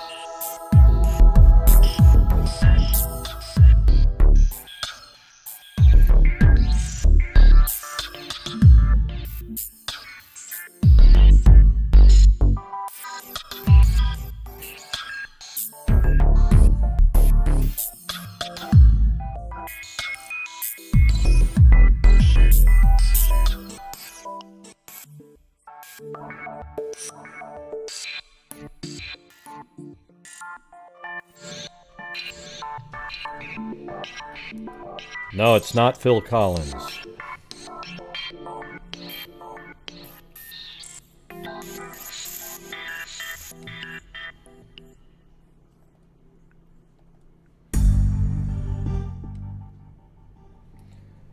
All right. Got my Gatorade. All good.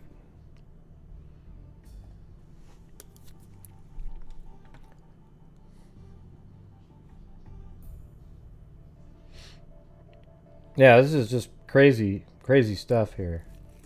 I think the truth lies that it's Sheldon Jeter Jr.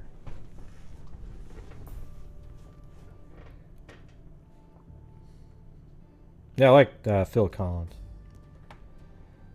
All right, June 12th, it's revealed that Aliquippa Police and Beaver County detectives, at the direction of David Lozier, searched the Beaver County jail cell. Here we go. For cell of Wayne Cordes, who is awaiting trial on unrelated charges. Cordes had previously told the Beaver County. This is that crazy part. Thank you, Chewbacca? Brian Joe. I'll be Chewbacca if You want me to be? So Cordes had previously told the Beaver County that he received a letter a few days after Deltondo's death that allegedly contained details of how he died, or she died. County detectives also raided the office of Cordes' defense attorney, Gerald Benyo Jr., and he was placed under a gag order regarding the Deltondo case. Both raids were conducted with sealed search warrants. I think this might even be the letter here. Isn't it in here?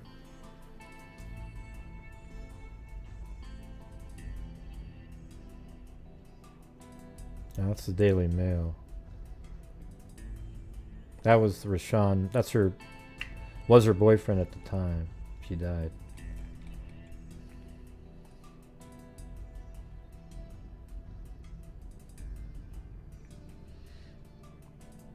Okay. Acting Aliquippa Police Chief, this is on June 13th, Robert Selak recuses the department from the Deltondo murder. Because there's too many things going on. They gave out the letter, the arrest report, the information on her. They had Sergeant Watkins and his daughter. So they just said, hey, we're recusing ourselves.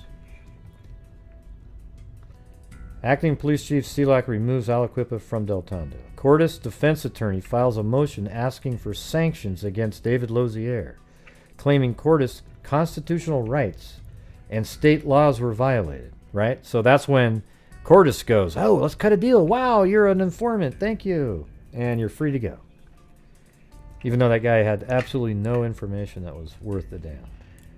June 16th, Governor Tom Wolf appoints Aliquippa Mayor Dwan Walker to his advisory commission on African American affairs. June 17th, CBS News 48 Hours begins filming locally for a future program about Deltondo's murder. June 19th, fired Aliquippa patrolman Anthony Quinn tells Beaver County he's been interviewed multiple times by state police and the FBI as part of ongoing probes into public corruption in the county. Quinn claims he lost his job in May 2017 after it was disclosed he was investigating possible ties between drug rings and city police and elected officials. You know, I always said that they should just take everybody out of the police department in Aliquippa and start over again. There is no doubt in my mind there are ties between the Aliquippa city government and drug rings. Definitely, Quinn said. From when I worked there, I have seen the evidence. That's crazy, right? And keep in mind, is that some of the information that Rachael Deltondo would have had, and knowing that she's friends with this younger crowd, and you know, it's just and then you know, it happened to be that one of her friends' father was the sergeant, and maybe the sergeant. What if the sergeant had something to do with that?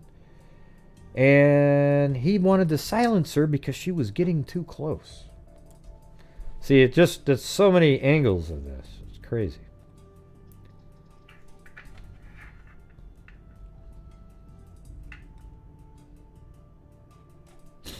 Let's see. June 29th, a Beaver County judge orders some search warrants. Information be released in the case of the Deltondo murder. New court filings reveal county detective seized defense documents pertaining to inmate unrelated criminal case during his jail cell raid. Yeah. Beaver Countyan refuses a county detective bureau request for unpublished information. Yep, they don't have to do that. Aliquippa acting police chief suffers a stroke. I mean, man, here's the thing. Don't be a police chief in Aliquippa. So in July, the third police chief in 4 months suffers a stroke, which he is recoverable. He returns to work, having been ordered to quit smoking and reduce stress. July 9th, David Lozier gives Wayne Cordes, the guy that was in jail, that came up with the fake letter, who receives the Deltondo murder letter, a plea deal, reducing multiple felony charges to misdemeanors. He'll be released the following, and the reason he did that was to shut him up from the lawsuit of breaking his constitutional rights. Right? So Lozier tells a TV reporter that plea was in exchange for Cordes agreeing to testify in future Deltondo-related court proceedings, says Cordes, could become a key in the case, which is totally bogus. Lozier knew that the letter was fake at this point. Cordes' attorney says the agreement was reached so Lozier could avoid sanctions. See, boom. So even his attorney says that. I mean, even the attorney that got his guy off says that he did it to avoid the sanctions against him. Which is kind of dumb for your attorney to say, because now you're saying, well, my guy, he did it. July 10th, 2018, suspended Aliquippa Police Chief Joseph Percival is arrested for the second time by county detectives. Detectives file a felony charge of intercepting a communication alleging Percival recorded a conversation with suspended Aliquippa Police Chief Couch on March 2nd, the day state police served a search warrant on the city offices. See, the thing is, Percival was also interested in detecting the corruption and even tried to set up a meeting with Lozier, and they did meet somewhere. But then after that, everything went downhill for Percival. It seemed like they... See, something is really odd about this Lozier guy. Because Percival tried to tell Lozier about corruption. And then right after that, Percival starts getting in all these, arrested twice, and he's basically just out. So it's almost like he tried to shut him up. Lozier tried to shut Percival up. Percival is accused of secretly recording 39 minutes in which the two talk about the police department, its pension fund, the city manager, and Aliquippa High School football. Percival is released on a $10,000 secured bond. July 2018, Deltondo's mother, Lisa, expresses outrage that Lozier is calling the Deltondo murder letter possible key evidence. She says county detectives have already told her it's fake. See? BeaverCounty.com reports that inside DA office sources also say it's known to be fake, and that the woman who allegedly sent it had been recorded saying she lied about it. Aliquippa Acting Police Chief Seelock issues emergency orders to officers calling off street patrols and requiring officers to travel to calls in groups. His actions are in reaction to newspaper and TV reports in which David Lozier created the impression that an unnamed police officer may have killed Deltondo. See, that's what the letter was about, and Lozier gave credibility to the letter by cutting that deal. Therefore, it sort of put a target on the police officers' backs, because now it seems like there's some inside stuff going on. So it put a target on the police back. Several county police chiefs and officers tell BeaverCounty.com they plan to approach police unions about possibly demanding Lozier's resignation, saying he put their lives in danger with his reckless comments. Former county inmate Wayne Cordes admits he concocted the entire Deltondo murder letter. This is August 27th. He literally says, out loud, I concocted the entire Deltondo murder letter in order to scam the DA's office and obtain a good plea deal. He passes an FBI lie detector test indicating he's telling the truth. Wow. Man, that criminal just handed Lozier his ass. I mean, he just went in there, tricked the hell out of him, got a deal, got all these felonies using a baseball bat to beat someone half to death, and he got out with misdemeanors, for God's sakes. August 31st, Aliquippa rehires a police officer terminated from the department in 2016 after being arrested for the off-duty shooting of an Allegheny County jail guard. All right, September 2018, Lisa Deltondo, that's her mom, visits Rachel's newly completed memorial in the cemetery the first time. In loving memory of Rachael Elena Deltondo. That's her memorial right there. September 11th, 2018, state investigators seize a handgun belonging to Deltondo's ex-fiancé, Frank Catropa, now, as part of the Pennsylvania statewide investigating grand jury criminal probe. So that whole huge probe that was going on, Frank Catropa is in part of that, and then Rachael Deltondo was a confidential informant for part of that. Yeah. So then you see, that's what allows you to then throw Catropa in there. Catropa, the police department, any number of officials, Jeter Jr.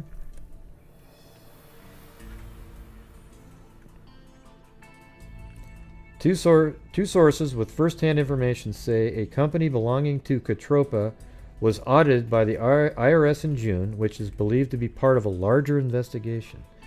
BeaverCounty.com confirms from two sources that Catropa's brother, Joseph Jojo Catropa, and mother, Yvonne Catropa, were subpoenaed to testify during secretive grand jury proceedings being held in Pittsburgh. Jojo is waiting trial on 3 unrelated county cases for felony charges of narcotic distribution. So now one of Frank's brothers is distributing narcotics. And you remember that Percival was recording the police chief for possible corruption. Or remember that there was that one officer that got fired who said that there was definitely connections between drugs and city officials and This is just such a wild story. I don't even think you could make a movie about it that it would make sense. It's a little bit like the Rexburg case. It's crazy. Looney Tunes. BeaverCounty.com reports from multiple sources that the witnesses subpoenaed to testify before the grand jury in recent weeks have included current and former Aliquippa police officers and deputies. October 9th. I mean, just so much was going on that first year there. Desperate to get more information about her daughter's murder, Lisa Deltondo buys tickets to see Teresa Caputo, a self-proclaimed psychic medium. Oh, Jesus. Oh, I want to read the rest of that one. November 1st, Assistant Aliquippa Police Chief Joseph Percival gives an exclusive interview to Beaver County. So this is Percival. He's the second police chief that was fired, remember, for sending the illicit text messages and the recording the original police chief, Don Couch, in a conversation they had. So here he goes. Assistant Aliquippa Police Chief Joseph Percival gives the exclusive interview to BeaverCounty.com detailing evidence he said he provided to District Attorney David Lozier. See, I mentioned this. In 2016, that's the same year that Deltondo and Jeter were in the vehicle, that alleged corruption in the city of Aliquippa and its police department. Percival also provided screenshots of text messages, conversations he had with Lozier. Percival alleged Lozier took no action in response to the evidence. See, this is what I'm saying. This Lozier guy, you sort of wonder what he's involved in, because he took no action in the evidence he provided, renewing claims that his recent arrests by Beaver County detectives were acts of retaliation for coming forward. Yep, see, I think that's true, what he's saying right there. I think it's true that Lozier is retaliating against Percival because of his allegations that he had. And so then they made a big deal about that text message. I mean, come on. Right? I mean, is that really something that big where you get arrested? Sending a text message that's, stupid one like that to a 17-year-old and his parents, and it's pretty obvious that it was done accidentally. Percival alleged Lozier took no action in response to the evidence he provided, renewing claims that the recent arrests by Beaver County detectives were acts of retaliation. I think that's true. November, Rachael Deltondo's mother, Lisa, calls 911 to have county detectives removed from her home. Detectives went to Deltondo's house to inform Lisa that Aliquippa police had received complaints about her harassing family members of Rachel's former fiancé, Frank Catropa. Yeah. And this is just a total shit show here. BeaverCounty.com reports from confidential sources that Lisa Deltondo and her cousin, Jackie Belcastro, are targets of criminal investigation by the Aliquippa Police Department on allegations they harassed and assaulted Frank Catropa. November 11th, the Deltondo family discusses Rachael Deltondo's murder days before the 6-month anniversary. Looks like one of them got a tattoo. BeaverCounty.com publishes its exclusive interview with Dion Moreland, who said he was outside smoking across the street when Rachael Deltondo was murdered. Moreland says he heard the shots and rushed to see what the commotion was, but saw nothing. Moreland believes the murderer must have been on foot and fled between the houses. So let's take a look at that. Yeah, it makes sense. So let's say he was over here smoking a cigarette, or it could even be that house right there. Then boom, boom, boom, and then the person bolts through right there, just takes off through that area, and it'd be pretty easy to do. You just go boom right on the street, and then you're out of there, right?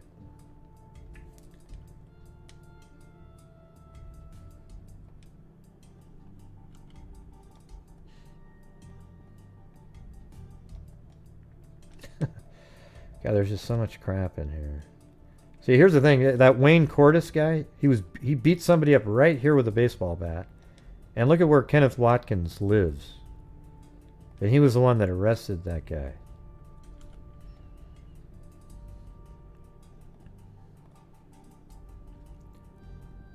Alright, so let's see what else he say. Moreland says he heard the shots and rushed to see what the commotion was, but saw nothing. Moreland believes the murderer must have been on foot and fled between the houses. Coincidentally, Moreland is the cousin of a man who is believed to be the prime suspect in Rachel's murder, Sheldon Jeter Jr. Oh, wow. So Moreland's the cousin of Sheldon Jeter Jr. And he's denied through his attorney any involvement. Aliquippa police file criminal charges against Lisa Deltondo and Jackie Belcastro. So now the Aliquippa police are filing charges against the mother of Rachael Deltondo. Lisa is charged with simple assault, harassment, and disorderly conduct. Can you guys just cut him a break? December 2018, a preliminary hearing is held for Assistant Aliquippa Police Chief Joseph Percival on the 2 cases filed against him by Beaver County detectives. Alright, so right here, this girl right here is actually Lauren Watkins. So here's Lauren Watkins. Now Lauren Watkins was on that special, I think it was 48 Hours or one of those shows. So there she is, Lauren Watkins. District Attorney David Lozier sends a letter to Acting Police Chief Rob Seelock notifying him that the District Attorney's Office will refuse to prosecute any case filed by Officer Kenneth Watkins. So now Lozier is saying, hey, I don't trust Kenneth Watkins at all. I'm not going to, any case that he's filed, I'm not prosecuting. Watkins has refused to testify as a witness. See, this is why, though. See, this, look at it. This proves that Lozier, Lozier is into payback, right? This right here, this shows you what kind of person he is. So he refuses to prosecute any case by Officer Kenneth Watkins. Well, what's that going to have an effect? They'll probably say, hey, we gotta fire. We're going to fire Kenneth Watkins.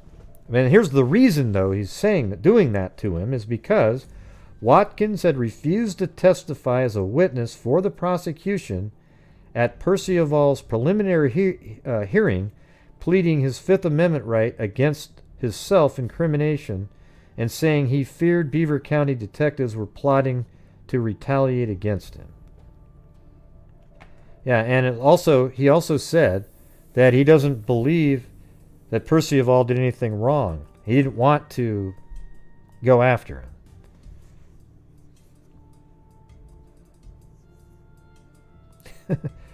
Yeah? Am I cracking you up just because I'm just so getting out the information there, Sasmere? Sasmere!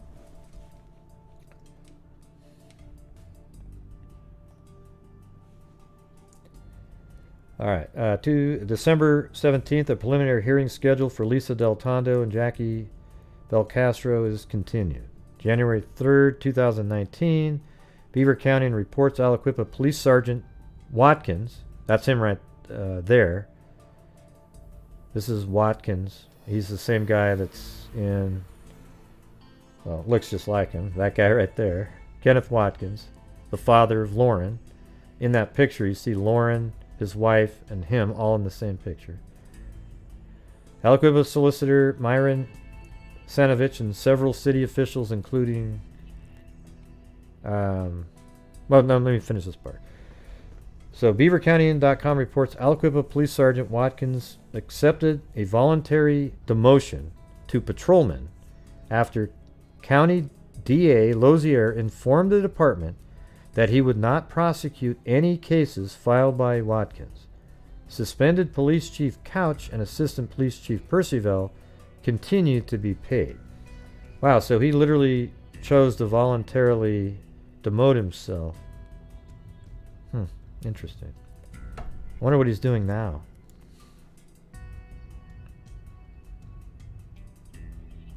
The spider web with a mouse hole?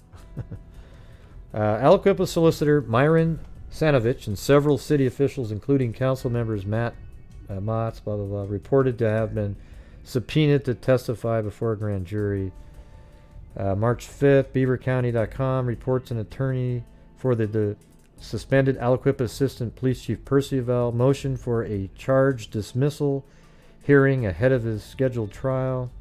March 6th, an Aliquippa Council meeting devolves into shouting and table pounding as city managers Gill and Mayor Dwan Walker waived their grand jury subpoenas, and Solicitor Sanovich also referenced his own subpoena. This whole thing is, you got to admit, like, I don't think I'd even want to live in this town. This town's a joke. God. This guy right here, it sounds like he's up in the corruption himself. In anticipation of the 1-year anniversary of Deltondo's murder, DA Lozier released a statement saying the investigation was still ongoing and asking for patience. May 10th, BeaverCounty.com reports a court motion filed by Percival attorney, including an internal email from the State Attorney General's office that revealed a criminal investigation into alleged illegal gambling, as well as political and police corruption in Aliquippa. DA Lozier's office removed itself from Percival's cases earlier in the year after an ethics advisory opinion by the Pennsylvania Bar Association determined he had a conflict because Percival intended to call him as a witness. And this is, they're on that special here. After a year spent investigating Rachael Deltondo's murder, veteran CBS News correspondent Aaron Moriarty said one thing is clear here. Citizens of Aliquippa, Beaver County, need to start expecting more from their elected officials. Boy, ain't that the truth.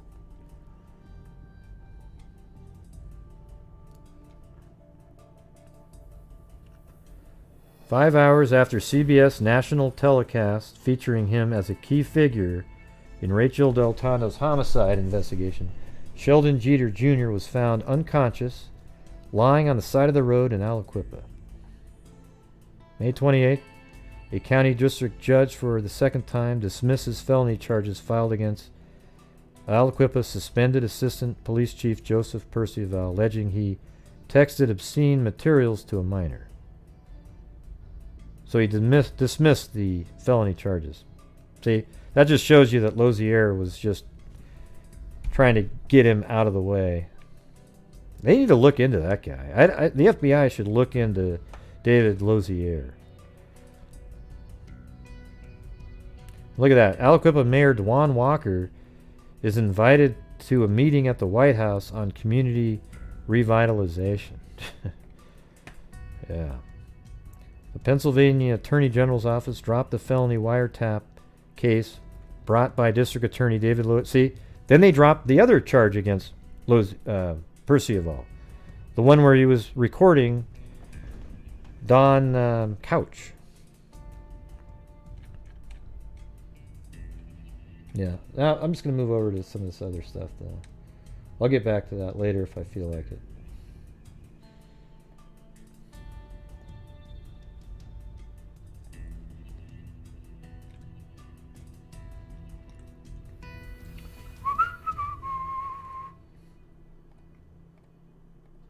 Homicide.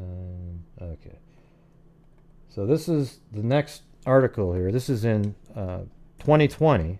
Man faces homicide charges after man found shot, killed in Aliquippa. Breaking now, new details about a murder arrest in Beaver County. The suspect in this case once questioned but never charged in the murder of local teacher Rachael Deltondo. Pittsburgh's Action News 4 reporter Marcy Cipriani is live with more on this separate homicide. Marcy. Yeah, we just spoke with officials here at the State Police Barracks about that, and the suspect in this case is Sheldon Jeter Jr. And as you mentioned, yes, he is a person who was questioned in the murder of Rachael Deltondo 2 years ago, but no one... Oh, wow, this is during COVID. ...has been charged in that case. So investigators were speaking specifically about the case Friday night. They say they have charged Jeter with homicide. They say he killed one of his closest friends Friday night here in Aliquippa. Now, here's the thing, everybody. Remember earlier we were talking? So Jeter Jr. killed this guy right here. That's what they're claiming. It sounds pretty clear. So now we have a guy that has killed for sure before.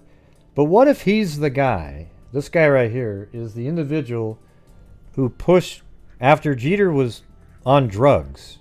And let's just say he did the drugs. Maybe he was injected with drugs. I don't know. But let's just say he didn't. He took them himself. And this guy is the one who pushed him out of the car that night. And Jeter's always held that against him. And then finally he got payback. I wonder if that's part of this. Been identified as Tyreek Pugh. Police say they found him dead in the street, and surveillance video showed a vehicle that they believe belonged to Sheldon Jeter. They say that when they went to Jeter's home, they found a weapon matching the shell casings found. I'm not sure what you're talking about, Chrissy, but what I'm saying in this case here, Jeter Jr. shot his best friend, but I'm thinking that he's the guy that pushed him out of the car a year before when he almost died from drugs, and he's always wanted to pay him back. Found at the scene. I think Jeter Jr. here is the killer of Rachael Deltondo. I'm almost 100% sure on that. We do know from speaking with Jeter's attorney over the weekend, Jeter has denied any involvement in this case, but he is now charged and in the Beaver County Jail. So this has been almost exactly 2 years from the time you likely first heard Sheldon Jeter's name. That was in See, what's really strange about all this is May of 2018 when Rachael Deltondo. Right. So listen to this. May 2018, Rachel's killed. May 2019, Jeter's on the ground, almost dying from drugs. May 2020, he shoots his friend. I don't think that's coincidental. They're all right around the same date, too. It's almost like he's got these... I don't know. I mean, he's not like a serial killer or anything. He's just like this... I just think the odds are too low that you could have May... It was like May in the teens all 3 times. To the day, almost. Deltondo was shot to death in her parents' driveway. Jeter and Deltondo were reportedly romantically involved. They had an on-again, off-again relationship, and investigators tell us Jeter had been questioned at that time, but no one was charged in that case. We did, though, have a chance to talk with the DA about that case 2 years later here today. Listen. This is David Lozier right here. Obviously, we sympathize with the family and the community. It has been 2 years. Still working? It's been an agonizing 2 years. And we understand what this has done to the family and the community and the police department. But investigations like this take time. And I haven't been able to breathe out of my nose for 6 years. We want to make sure that we have everything covered, everything done before we make a final charging decision. Right. I did have a chance to ask the DA if he believes this case is connected to Rachael Deltondo's case. At this point, he says they are simply not sure. They are investigating both cases, but Sheldon Jeter is charged now for homicide for murdering Tyreek Pugh on Friday night. Again, no charges in the death of Rachael Deltondo. Live in Beaver County, Marcy Cipriani, Pittsburgh's Action News 4. Yeah. I think Lozier needs to be investigated. Police surveillance shows Aliquippa man driving away after 30-year-old shot and killed. All right, so an Aliquippa man accused of fatally shooting a man Friday, so they're talking about Jeter Jr., had gone, let's see, hold on, what are we looking at here? That doesn't make any sense. When was this? May 8th, yeah. So it's May 18th. So isn't that crazy? May 18th. The other one was May 17th and May 13th. Just way too close. An Aliquippa man accused of fatally shooting a man Friday night in Beaver County had gone for ice cream with the victim that day. Wow. Did they go to Hank's Frozen Yogurt? They're just saying ice cream again? Thanks, Craig Andrews. And surveillance video shows the suspect's vehicle leaving the scene. Man, it was almost like he's hearkening back to Rachael. She went out and had frozen yogurt, so then his friend has this, and then he kills the friend.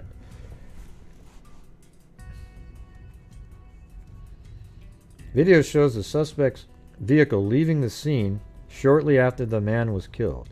Defense attorney Michael Sanacola maintains that his client, Sheldon Jeter Jr., 21, is innocent of 30-year-old Tyreek Pugh's death and said the two are good friends and have known each other their entire lives. Well, he's a lot older, though. You know?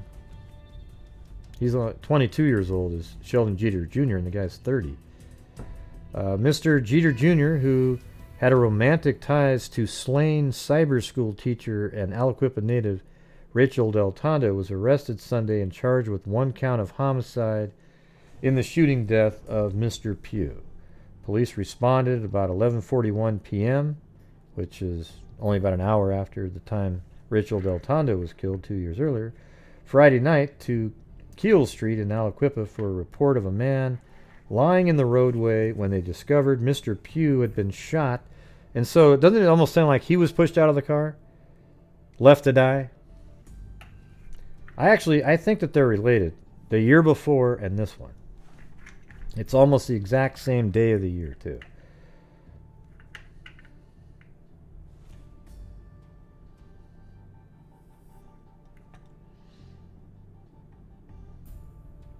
In search of Mr. Jeter's home, police found a .38 caliber semi-automatic pistol and ammunition that troopers said matched the empty shell casings found at the scene. Well, man, I wonder if they could... I don't know if he had that same gun when he killed Rachael, in my opinion, but... In a search of Mr. Jeter's home, police found a .38 caliber. According to Mr. Sanacola, his attorney, Jeter denies giving conflicting statements to police. He didn't even feel like he should be a suspect, but because he gave them his phone, his clothes, and let them... God, again, his clothes again. Man. We're trying to come up with why someone would do this, he said. He's talking about the other case now. On May 13, 2018, Miss Deltondo, 33, was shot in the driveway of the home she shared with her parents. That night, she was out with friends, including Mr. Jeter's older brother, Tyree, and was last seen alive after she was dropped off at her home. Okay. Let me show you guys something. See, these are the text messages. I don't know who got these or how they got them. And there's another one. I think this one's a little bit more accurate. Hold on, I gotta get some.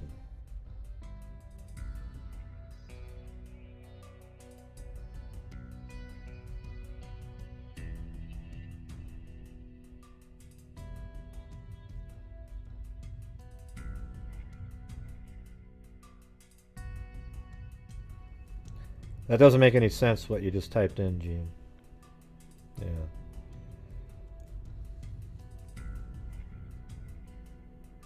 Yeah. Right. I mean, I don't know why you're typing that in. Nobody was confused about that. The half-brother, the guy that Rachael was dating, is still alive. So is Tyree, the full brother that's just older than him. He was 26 at the time. Right? You're confusing people, actually, with those comments. It didn't make any sense. So right here it says 9:20. I think. Let me see what this says. Yes, Lauren Watkins and Rachael Deltondo. So right here, should be L, not S. So it should be Lauren Watkins and Rachael Deltondo go to the Circle K at 2105 Sheffield Road. And then Rachael Deltondo went to 217 Buchanan Street at 9:20 to change clothes. They're 10 minutes, and they leave around 9:30. And then Sheldon Jeter, that's what SJ stands for. He sent a text message to Rachael Deltondo at 9:29 saying, "I want to go." He says, "I want to go." Yeah, we know that, Gene. Everybody knows that the half-brother was dating Rachael Deltondo. I've gone over it already. What you wrote had nothing to do with what we were saying. It just threw me off. I don't even know what you're trying to say. Okay, let me just show you the picture again. Right here. See this? Right here, you've got Sheldon Jeter Jr. He's got a full-blood brother right here named Tyree Jeter. He's 6 years older than Sheldon. Tyree went to get Hank's frozen yogurt with Rachael and Lauren. Rachael, though, at the time is dating Sheldon's half-brother over here, Rashawn Bolton. Okay? He wasn't out at all that night. He was actually out of town. He had nothing to do with anything. All right? But it's Sheldon here, and he wasn't out with the frozen yogurt, though. All it was Rachael, Tyree, and Lauren getting frozen yogurt. Or, Hank's frozen custard. Jesus. It's frozen custard, not ice cream or yogurt. All right. Jesus, I think it's so complicated. So right here,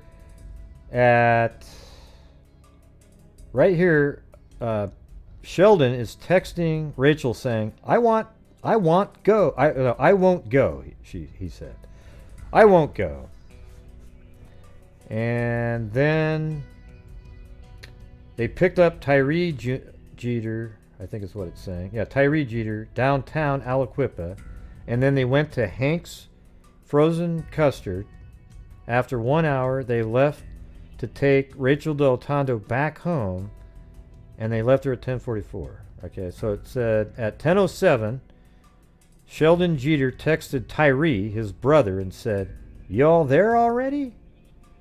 And then Tyree texted back, "Yeah."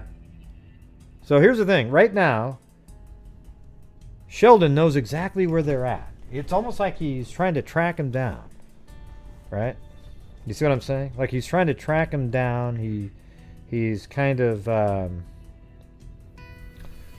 he's like kind of pissed off that they went without him. So right here, Sheldon says, "I got left, huh?" to Tyree. He sent that to her. To him. "I got left, huh?" So in that picture above, Sheldon message Tyree, his older brother, "I got left, huh?" And then he said again, "Who y'all with? Who all with you?" he said. And then he said, "Hey, Hank's is closed." So now he's like a stalker, you see? He says, "Hank's is closed." Back to... it's so hard to keep these names together. See, then they flipped it over. It's supposed to be Tyree Jeter, but it was TJ and then JT, So, Sheldon, message, Tyree, "Who all with you?" He didn't respond. 11 minutes later, "Hey, Hank's is closed." And then up here, though, when he said, you all there already, right? And he says, "Yeah." "I got left, huh?" "Who all with you?" "Hank's is closed." Now he's getting pissed off, right? And then at 10:41, just 11 minutes after the Hank's is closed, that means he's aware it's closed, and they should be heading back at this point. Lauren Watkins texted Rachael Deltondo in the car and said, "Go for a walk." Which sounds kind of suspicious itself, right? And that, the little young 17-year-old texts the adult and says, "Go for a walk." Then Rachael Deltondo replies, "You serious? Haha." Because what she probably thought was that Lauren wanted to have her own time with Tyree here and, wanted to go off. So she goes, "Are you serious? Okay, yeah, all right." And then at 10:44, just 3 minutes later, at home, said be back in 10 minutes. Let's see. Left Rachael Deltondo. And she said she'd be back in 10 minutes. So Lauren told Rachael, "Hey, I'll be back in 10 minutes," which would be 10:55-ish, right? And she drove off with Tyree to drop him off. Then 4 minutes after that, at 10:48, officers are dispatched to shots fired. So literally 4 minutes after she was dropped off in front of the house, officers were dispatched for shots fired at the home. 10 minutes after Lauren Watkins left text. So just 10 minutes after that. So at 10:58, Lauren Watkins sent a text message to Rachael Deltondo and said, "I'll be there soon." So now she's already 3 minutes late because she said 10 minutes. And she said, "I'll be there soon." That was at 10:58. Then 6 minutes later, Lauren Watkins again texted Rachael Deltondo, "On my way." That would be 11:04. So now she's way late, 10 minutes late. Then at 11:07, Lauren Watkins tried to call Rachael Deltondo. And then at 10:48, prior to that, cops responded to the location. So while the cops are there, she's actually made this phone call and those other text messages to the phone. And so at 11:07, she tried calling Rachael and got no answer. Then at 11:10, Kenneth Watkins and Lauren Watkins showed up at the scene. Only 4-minute drive to Rachael Deltondo's house. So it's kind of weird. The weird parts are that why was Lauren so freaked out that she'd have to get her dad and bring her over when she just didn't respond to a phone call? And you're the one that was late. So there's a lot of suspicious stuff in that scenario. But to me, the main one is Sheldon Jeter Jr. Because he's like pissed off up here. He's feeling jilted. He wasn't allowed to go. Hanks is closed. And then he's just waiting. And now, and Lauren's out with, Rachael is out. His ex-girlfriend, who's now dating his half-brother, is out with his other brother and another girl, and he's just feeling really pissed off at this point.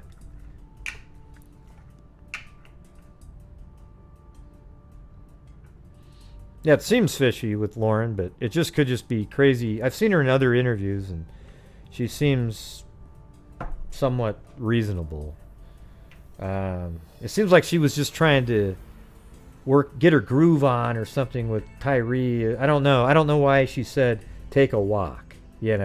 Like, that's a weird comment. And it could have been after that she went home really quick. And she'd known that Rachael had threats against her.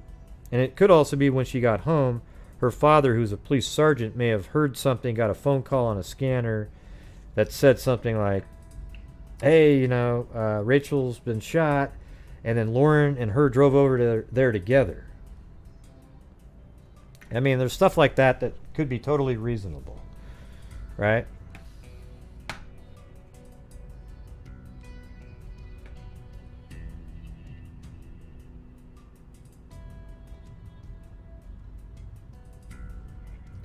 Yeah, and this just came out on the 7th here. Former Aliquippa police chief reaches settlement for a federal lawsuit. And it says, terms of the settlement agreement were not disclosed and are likely to remain confidential even after the case is formally closed. Sources familiar with the settlement tell BeaverCounty.com the agreement is very favorable for Couch and that he will likely receive a retirement from the department in parallel with the litigation's conclusion. So the settlement amount. And what it was former Aliquippa Police Chief Donald Couch has reached a settlement in a federal lawsuit he brought against the city last year. I guess so, it was against the city. Attorneys for Couch and the city have filed a joint notice with Western District Court Chief Judge Mark R. Hornack, notifying him that the parties had reached verbal agreement on terms of a resolution. He brought the lawsuit in April of 2020 after being suspended from his position. So remember, he was the first police chief that was removed. For nearly 2 years he was removed. Couch said he was not given any rationale when placed on administrative leave by City Council in June 2018. So, man, sounds like there was wrongdoing by the City Council. Man, just what a shit show this town is, okay? It's ridiculous, the whole thing. All right, then on the 9th, we had this. Grand jury expected soon to recommend filings of homicide charges in case of Rachael Deltondo. Her mother's Beaver. There is a possible breakthrough in the nearly 3-year-old unsolved murder mystery of 33-year-old Rachael Deltondo. Deltondo was killed outside her mother's Beaver County home on Mother's Day of 2018. Thank you for joining us. I'm Stacy Smith. And I'm Kim Gable. Now, years later, there are new major developments. KDKA investigator Andy Sheehan has this story new at 6. I agree with that one, Gene. KDKA Investigates has learned that for the past 18 months, a state investigating grand jury has been weighing all the evidence in the murder of Rachael Deltondo. That grand jury is wrapping up and is soon expected to recommend criminal homicide charges be filed in that case. For the past year and a half, a state grand jury has considered evidence But see, here's the thing is Lozier has to accept it and go, yes, I'm going to move forward. I don't know, man. He's dicey. Against a number of potential suspects, but is focused primarily on Sheldon Jeter. Yeah. Without a murder weapon or eyewitness, prosecutors have presented a case against the one-time Deltondo boyfriend. His attorney believes to the exclusion of others. Not being privy to what's in the grand jury, of course, it would be our position that there's circumstantial evidence against many individuals. Yeah. Jurors were tasked with weeding out those. I mean, what that attorney just said right there, is he wrong? Hell no. I mean, we just went over all these different things that are going on. He could make a counter case that would almost sound as reasonable, except you got to know that the police have a much more information. They probably have cell phone data placing Sheldon in different locations and the interactions, the full range of text messages, other things that have happened. With motive to harm Deltondo. Jeter, who is currently in jail awaiting trial on another homicide. In the grand jury, of course, it would be our position that there's circumstantial evidence against many individuals. Jurors were tasked with weeding out those with motive to harm Deltondo. Jeter, who is currently in jail awaiting trial on another homicide. So yes, he's already in jail for another homicide. Was not called. One person who did testify is Frank Catropa, Deltondo's ex-fiancé. He stepped forward early to categorically deny any involvement then and now. When you're with somebody for Well, Rachel's phone wouldn't have them deleted. I would think they have all the conversations that are valid. years, that's quite some time, and you just hope to see that they at least get justice. Any comment, Detective? Other suspects include the investigators themselves.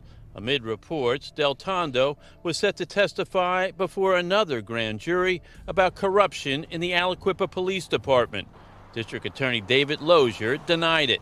To the best of my knowledge, she was not a witness in another outside investigation. But when the Oh, she was. Anyways, we don't really know if he was a boyfriend or not. It could have just been like it was kind of like a booty call situation with her and Rachael.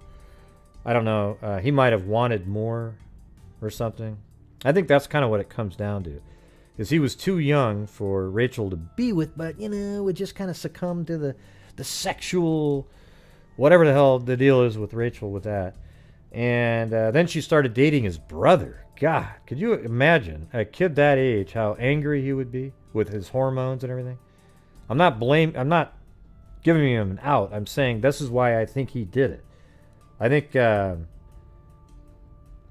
it definitely it's a first-degree murder situation, but you could sort of give him the second-degree thing. But, man, it doesn't seem like it because he's texting, figuring out where they're at, waiting in wait until she's dropped off, and then boom, boom, boom, boom, 10 shots, and then he takes off like he planned it.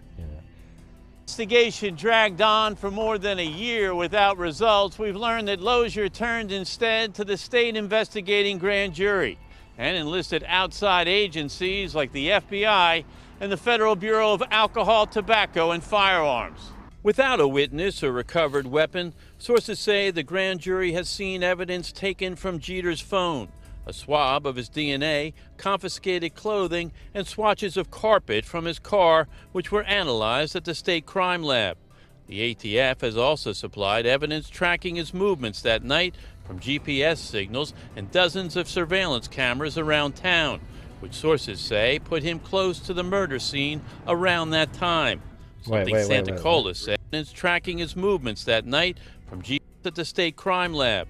The ATF has also supplied evidence tracking his movements that night from GPS signals and dozens of surveillance cameras around town, which sources say put him close to the murder scene around that time.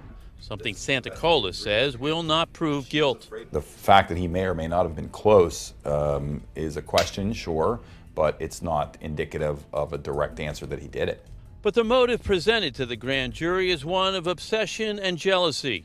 The jurors heard testimony of Jeter's elder half-brother, Rashawn Bolton, Hey, listen to this. who had been dating Deltondo 6 months up until the time of her death. Bolton testified he was out of town the night of the murder, but recounted an incident with Deltondo when the couple encountered Sheldon Jeter, who was visibly upset at seeing them together. Santacola dismissed this, saying Deltondo was afraid of someone else. See, I think she was afraid of somebody else. That's the thing. I think she was getting threats for from maybe drug people that knew that she was giving information, and she was also scared of Sheldon. But you can see right here, this is it right here. But this guy right here has a legitimate reply based on all the crap that we've heard tonight. She was afraid of somebody, if you recall, but it was not Sheldon Jeter. And I don't think they've answered that question. Who was she afraid of? But the grand jury is meeting this week for what is likely to be its last session. They will make a recommendation to District Attorney David Lozier, who could then file charges in the case. Lozier would not comment on the existence of the grand jury, but told me on the phone they're actively investigating and working with other agencies to solve the case and give the family peace. Reporting in Aliquippa, Andy Sheehan, KDKA News. Yeah. And then we've got this one. I think, is this the same one? I think it's a different one. Solved murder mystery of 33-year-old Rachael Deltondo. Deltondo was killed outside her mother's Beaver County home on Mother's Day of 2018. Thank you for joining us. I'm Stacy Smith. And I'm Kim Gable. Now, years later, there are new major developments. KDKA investigator Andy Sheehan has this story new at 6. KDKA Investigates has learned that for the past 18 months, a state investigating grand jury has been weighing all the evidence in the murder of Rachael Deltondo. That grand jury is wrapping up and is soon expected to recommend criminal homicide charges be filed in that case. For the past year and a half, a state grand jury has considered evidence against a number of potential suspects. Is this the same one? It almost seems really similar to that last guy. Huh. Different article, though. Focused primarily on Sheldon. It's against men. We just hope to see that they at least... I think it's the same one. Let's see. For the past year and a half, Beaver County grand jury has considered the evidence against a number of potential suspects, but is focused primarily on Sheldon Jeter Jr. Without a murder weapon or eyewitness, prosecutors have presented a circumstantial case against the one-time Deltondo boyfriend, they're calling her. His attorney believes to the exclusion of others. Right, well, that's what you try to do. You try to exclude others. Anyways. Crazy, huh? There we go. That's where we're at.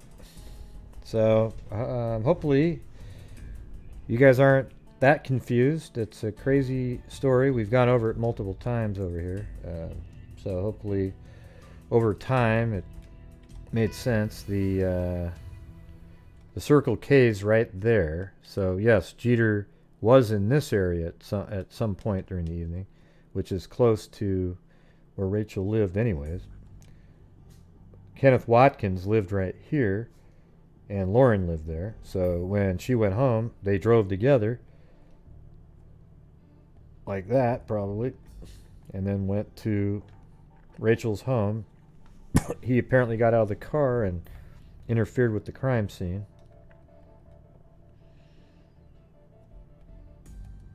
Yeah, anyways, absolutely wild stuff.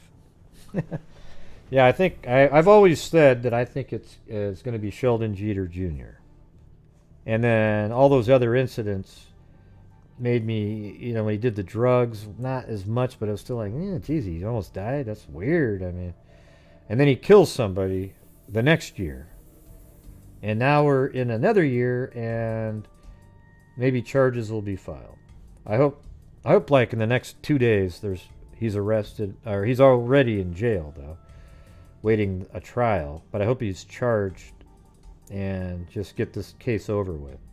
But it really is one of the most complicated cases you'll ever see, given the fact that the town of Aliquippa and all the police officers and the council and the district attorney, everybody they're just absolute whack jobs. The entire, I'm sure there's a couple of good people in there, but as a unit, they act as a whack job. It's almost like a fraternity or sorority house, you know, just, hey, you know, just doing willy-nilly crap over and over. And it's amazing how it all kind of started around that time where they had to redo the incident report, and then it sort of shed light on all this other stuff. Well, anyways, you guys find that interesting? I'm all done now. 2 hours and 42 minutes. Yeah, you got it all down? Yeah. I think they need to look in. I would actually do an investigation into David Lozier. Allegedly. That's my opinion, okay? I think that guy, he's vindictive. He does some really shady things.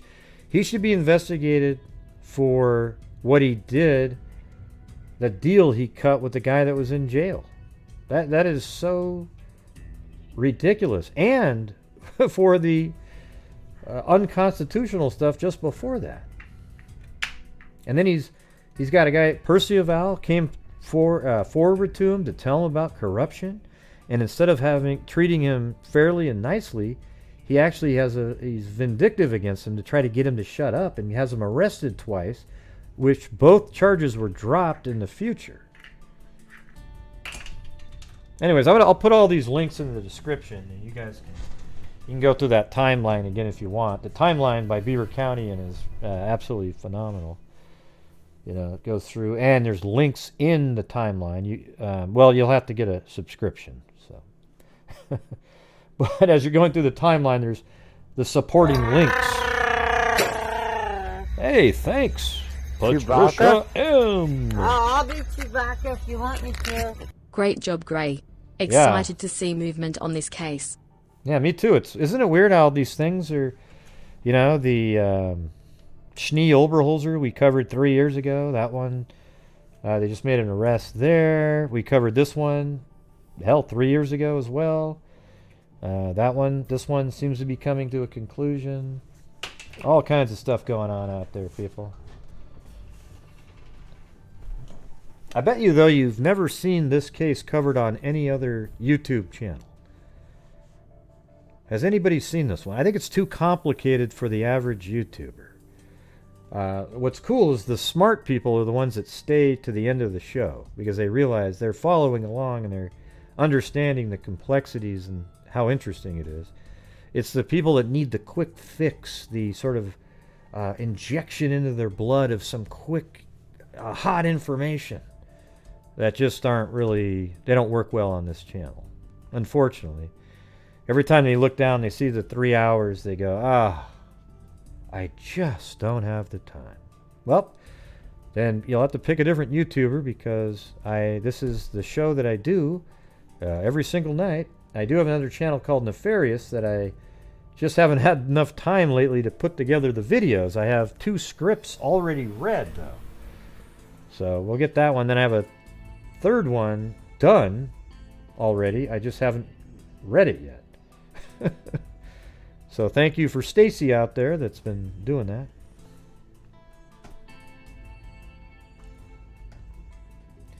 Yeah, I think it's weird. To me, it's weird that a lot of people haven't heard of this case. It was a pretty big national story in some areas, but a lot of people are sort of YouTube-centric. And it just shows you how few of them decided to cover it because they wanted to get the really hot one. And they'll cover that over and over and suck as much blood out of it as they can. Even leave up videos that are inaccurate just to keep getting money from it. Awesome. Juju positive. Well, it's good to see you over here again. I think you were here the other night. Yeah, it's been on Dateline. Yeah, we actually covered it before Dateline did by at least a year. I'm sure they were over there doing stuff. They had a good interview with Lauren Watkins, for sure.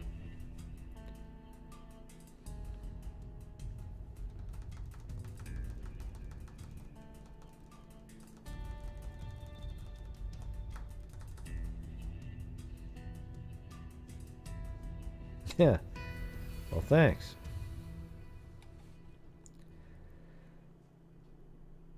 You think the former sheriff is going to... Who's the former sheriff? Who's the former sheriff, Gene? Are you talking about Don Couch, the chief that used to be the former chief? I don't know who the sheriff is. I don't remember talking about the sheriff.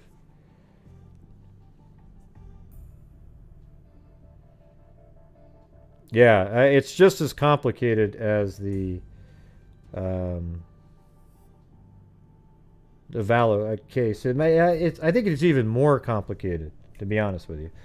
The Vallow case is just crazier, like literally nut job crazier. This one has so many things going on. I literally think they should just fire every single person in there, or at least review every single person in Aliquippa, and just to kind of do a background check, figure them all out, and keep the ones that have just only spotless records. Everyone else, just get out of here. New town council, new mayor, new everything. It's just it's a nightmare. You can't take little parts out of it, you know, because it's a good old boy club, right? They're gonna... Thank you. Oh yeah, cool. Is it how do you say that? Lenny or Lenny or Linnea or? I haven't slept yet. It's 6:24 a.m. here in the UK. So glad I made it to this live tonight. It was awesome. Thanks, Gray and Mods. Well, I'm glad you liked it. Thanks, Jody William. I didn't mean to keep you up though. Okay, I really didn't. Oh, like Lenny. Okay, it's just the girl spelling of Lenny. Okay. Now go to bed right now, Lenny. Well, it's too late. I work at 7. Oh, Jesus.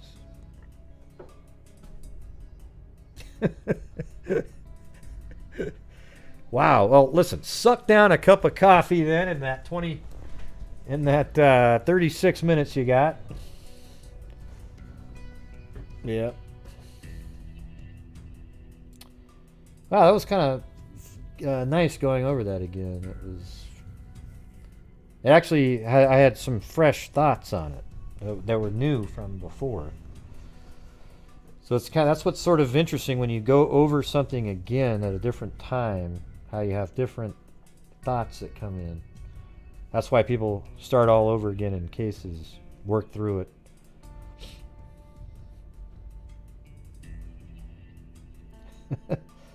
Yeah, you had your coffee? All right.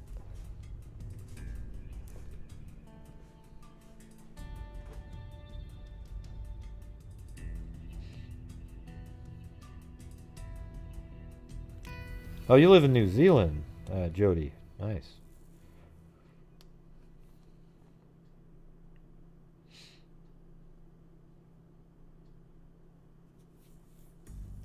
Yeah, I don't do the inaccurate... I try to make my titles something that are interesting, but sometimes they're just not at all.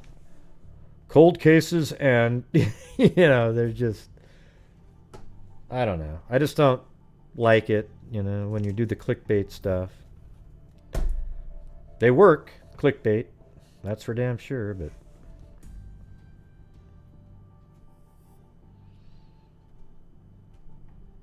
Hey, thanks, Holly. Yeah, it was... I went through and I found a bunch of stuff in order. I was trying to have it sort of more focused in on Jeter a little bit because of how I knew what it was going to end up being. Yeah. I find it really interesting, though, that the dates of at least when he was dumped out of the car and the date that he killed his best friend. They're almost exactly the same date, just a year later. And then it's also only about 5 days after when Rachael was killed. So all three events happened in May and between the 10th and the 18th.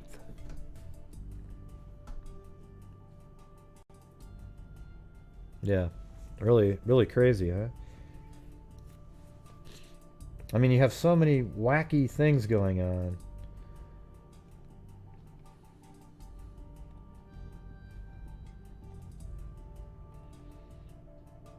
You know, the Wayne Cordes, like apparently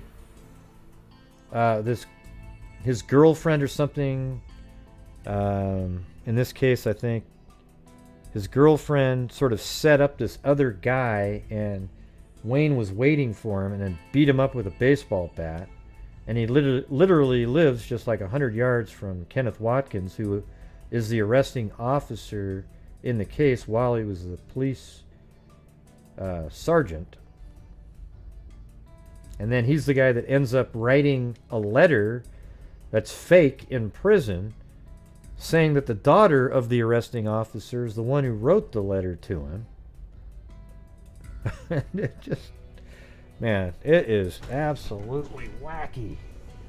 Then the jail cells are broken into, his attorney's office breaking their constitutional rights. So instead of Lozier, whatever the hell his name is, saying, hey, this is bogus, he goes, ooh, yeah, I'll cut you a deal because I screwed up. And you'll just get misdemeanors for smashing somebody in the face with a baseball bat. Awesome.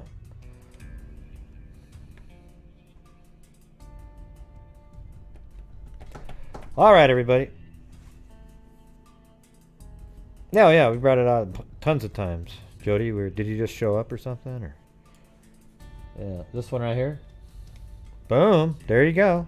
There's the chart. We got out the other one. There's a page 2 of it. See, it actually slides onto this other page here. So you actually have this whole thing is like that, right? So you got Mayor Walker right here, and there he is again. He had a connection to Don Couch. He's the one that appointed Percival, who got fired. Then there's the mayor again with the third guy who had the stroke, who stayed in there. And then now Don Couch has won his lawsuit against the city when he was removed. Here's the district attorney. I could draw a line from this guy to every single person in here.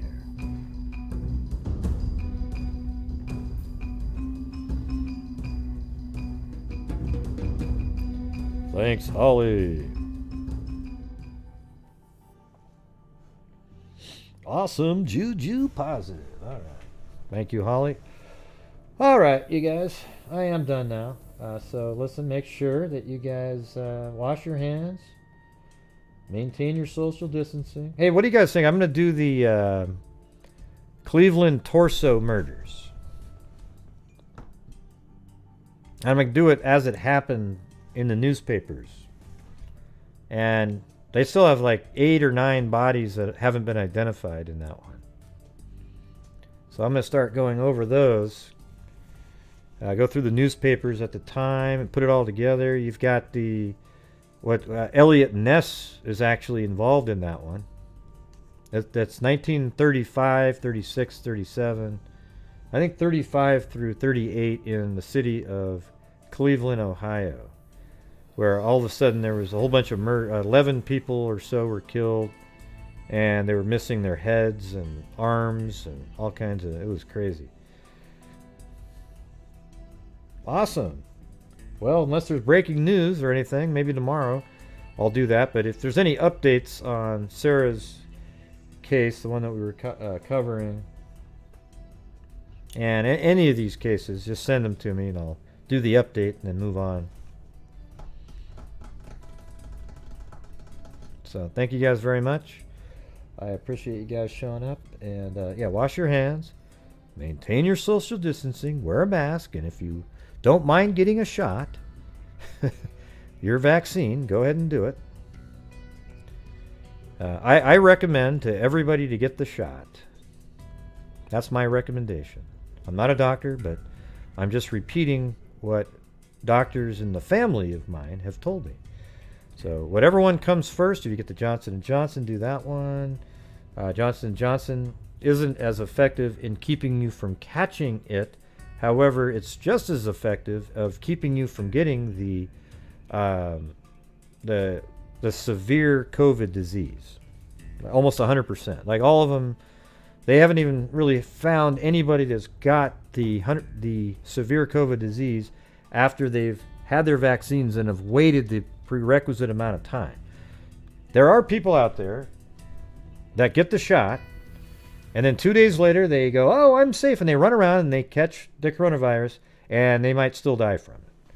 Because you got to wait you almost want to just quarantine yourself for 2 weeks or so after you get the shot, or make sure you've got an N95 mask on, you're still really covered up when you go to the grocery store, but then come right back home and stay there, and then after the 2 weeks is up on your first shot, you'll be pretty well protected. But then after your booster shot, you got to wait 2 or 3 weeks, and then boom, the ones that get the Moderna and Pfizer, you're like a freaking brick wall at that point. Then you can go out, and what they're saying now is you can hang out with any other person that's fully vaccinated and without masks and everything. They're actually saying that. So now that opens the door for allowing people to go to sporting events without being, as long as you have a card that says you've been vaccinated and you're fully vaccinated. I think what they need to do is you've been vaccinated, and then they put a stamp on it, meaning you're done with the time of waiting. And then you can start going to places with other people that have been vaccinated. I mean, unfortunately, that's just the way it has to be, you know.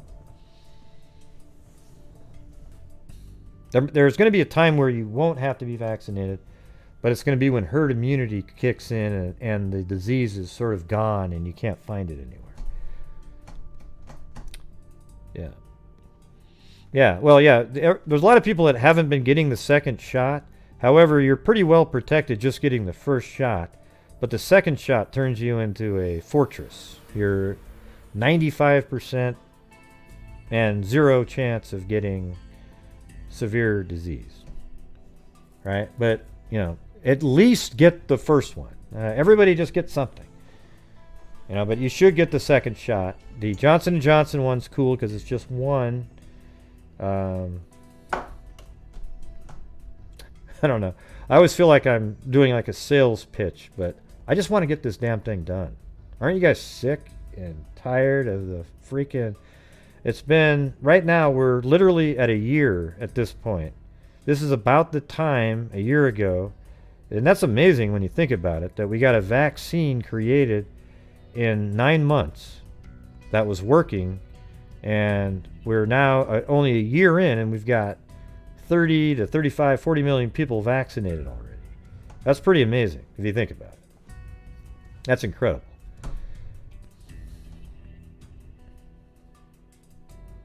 What are you talking about, Super Soda? I have no idea what you're talking about. What do you mean, these murders? The case we're talking about tonight? This was 2017. Or 2018 was the murder. 2016 was when... It was Mother's Day 2018. And then 2020, almost on Mother's Day, was the murder of the... that Jeter did on another individual. Apparently his best friend. Is that what you're talking about? I know, I keep getting nervous that we'll never be able to have basketball or events where there's thousands and thousands of people that are unmasked and you just feel natural. I think every winter, though, people should mask up from now on. Because look how great it's done for the flu. Have you guys noticed that? I would say, like, after October, when you go to the grocery store, just wear a mask. Wash your hands, come home, boom, boom, boom. And you probably have no chance of getting the flu at that point. Because it just disappeared. And again, what I try to tell people is that just shows you how transmittable the coronavirus was. Because during that same time that the flu went away, the coronavirus was still spreading around, even with people wearing masks. It just mitigated it quite a bit.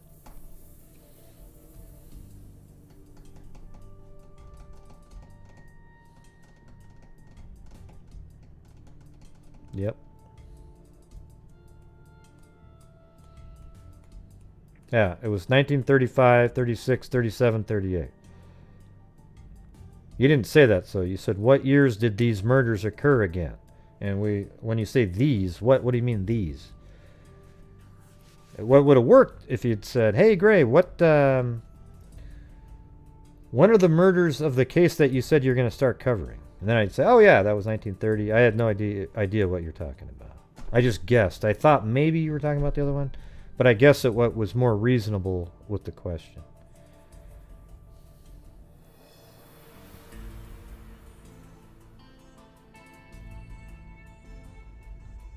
Yeah, well, what's strange is some people out there believe that all vaccines are bad. And I don't understand that. How is that possible?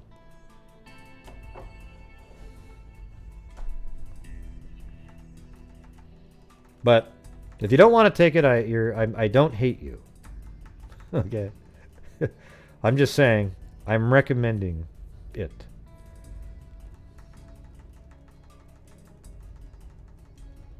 Right, and still it works pretty well, Jack. That's the thing. But we don't really need, here's the thing, Jack. If during the winter months people just wore their masks and washed their hands, you wouldn't need vaccines. That's just the reality of it. It's so effective wearing the mask, washing your hands, not putting something in your mouth without washing your hands. It's really effective against the flu. But, why not do the vaccines? Get the vaccines going and just keep doing what we're doing.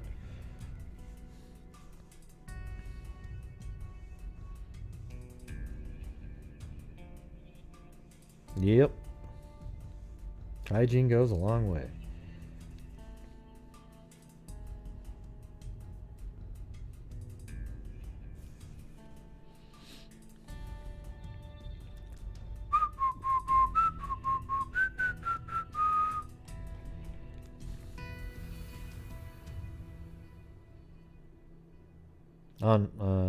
On the vaccines, yeah, a lot of bogus stuff going on out there. I think here's what I think.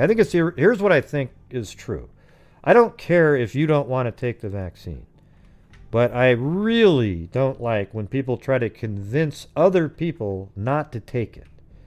Those people are very irresponsible.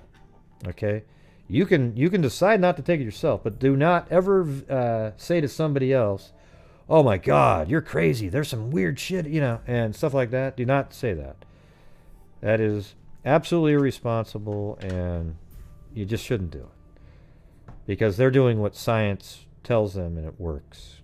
And there isn't some weird nanobot in there.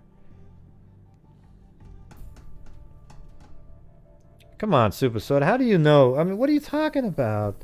You're talking about the torso murders again? That's not even related to it. You haven't even followed it. You didn't even know what it was. You just said it was, what years was it? So how do you know people have been putting out bad stuff on it? Oh my God. I can't even, look at, I don't, obviously, Super Soda, you're doing your girl code tonight, and I don't understand it at all. I haven't understood any sentences you've typed in. Type in the word the, and I might.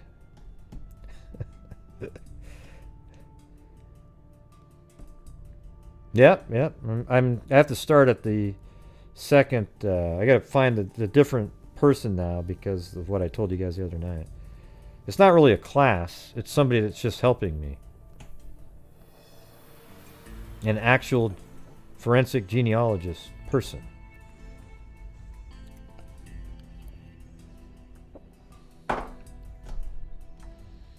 Man, I can't believe it, Super Soda. You said, no, the torso murders. So your comment above that said,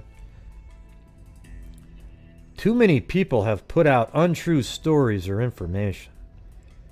Well, how do you know? You just found out about it. Don't even understand that one either, Zozo. Yeah, you must be like 30 minutes behind or something. Or 5 minutes. What does oh damn and a beaver mean? I don't get it. Oh damn beaver. Yep. So mean. Gray, you're so mean. Okay, listen. Let me see how far you guys are behind here. I only want one person to type in it. Put a 1 if you can hear me right now.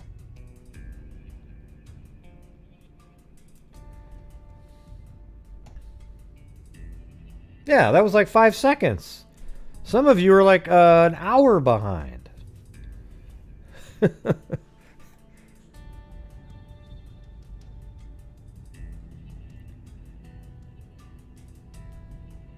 Yeah, why do I need puzzles though, Lenny? Why do I need to have a puzzle here? I just want to, you know. Pardon my baguette. Yeah, what was that one again?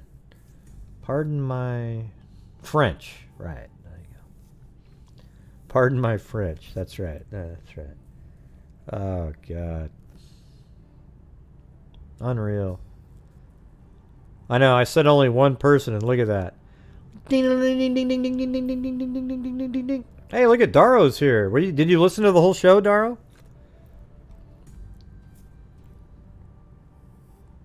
We went over the whole case. Got right back through all that garbage again. With the great Beaver Countyan. All right. Me and Daro always argued about who did it. I remember that. All right, let's try it again. Let's do it again. Let's try it again. All right, everybody. Everybody this time. Type in a 2. Okay, here we go. I'm fired out of it, 10 down, 15, all of mine, better dang bear on 15, I better dang bear on 15, 20, I better dang bear on 15, better dang bear on 20, I'm fired better dang bear on 30, I'm 30, I'm 30, 25, better dang bear on 30, going up at 30, sir, 25, and you're out, I better dang bear on 25, better dang bear on 30, 30, now 5, I'm 35. That was awesome. You. Here we go. I'm fired out of it, 10 down, 15, all of mine, better dang bear on 15, I better dang bear on 15, 20, I better dang bear on 15, hit the like button, hit the like button, hit the like button, hit the like button, hit the like button, hit the like button, hit the like button, hit the like button, hit the like button, you're out, I better dang bear on 25, better dang bear on 30, 30, now 5, I'm 35. Yeah, that's scary, Super Soda, that none of your comments were in relation to the vaccine when every single comment you made had nothing to do, even with the other case. The way you worded it. So we're going to have to work on that. Because you said, oh, there's too much fake information out there. And you didn't even know what the years were or anything about it. So how would you know that there was fake information out there on the torso killings? I'm just going to go through the newspapers, though, at the time. And we'll get it all mapped out, everything figured out.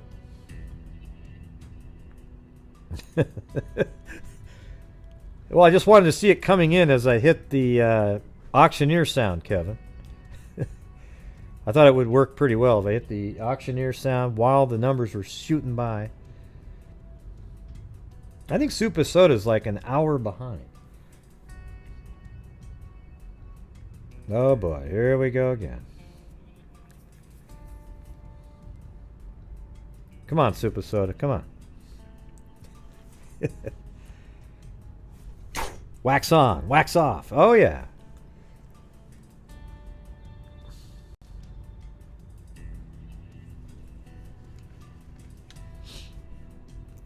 Hey, Lenny, aren't you supposed to be getting ready to go to work or something? Or oh man.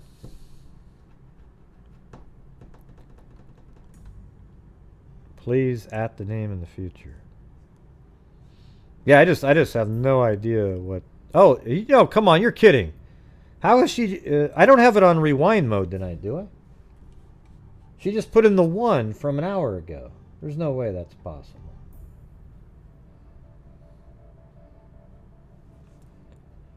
Am I on rewind mode? Could any of you guys rewind backwards to another point in the show?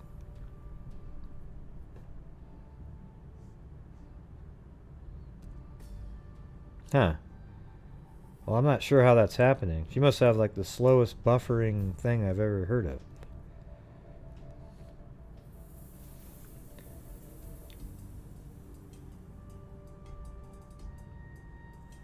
Okay.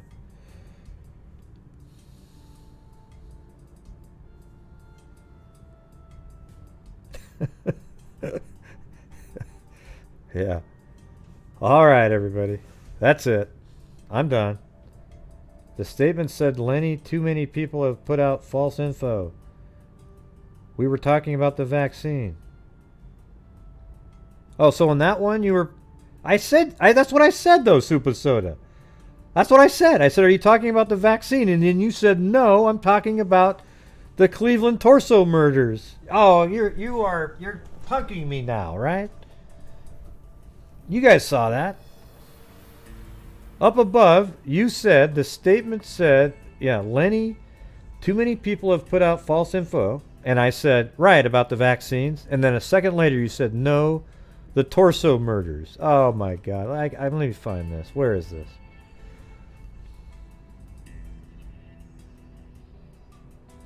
Now, first you said, when did the murders occur?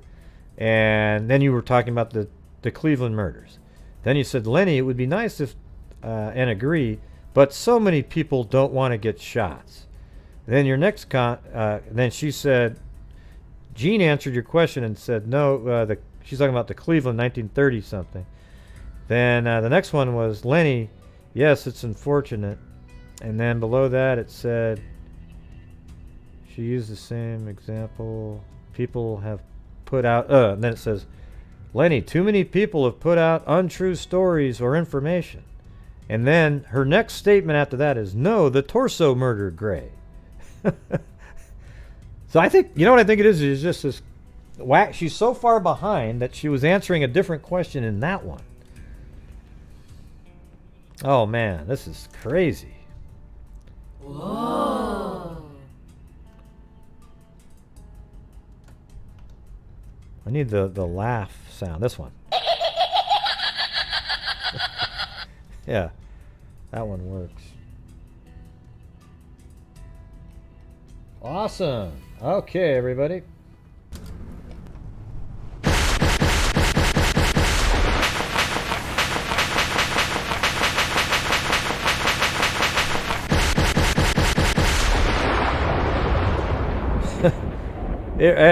I'm just teasing you, Super Soda. I don't really care at all. I think you're so far behind that we're talking about different topics way later. You're about, it seems like 3 or 4 minutes behind. Right.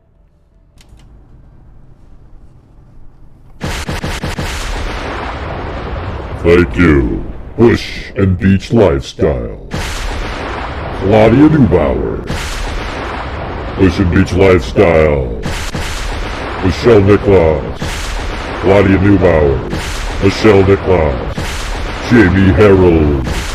Chad Bobinger. Kevin Brown. Lori Fisher. Mag. Susanna Macula Padre. Catherine Andrews. Cairo. Jessica Schubach. Brian Joe. Craig Andrews. Patricia M. Jody Williams. And Holly.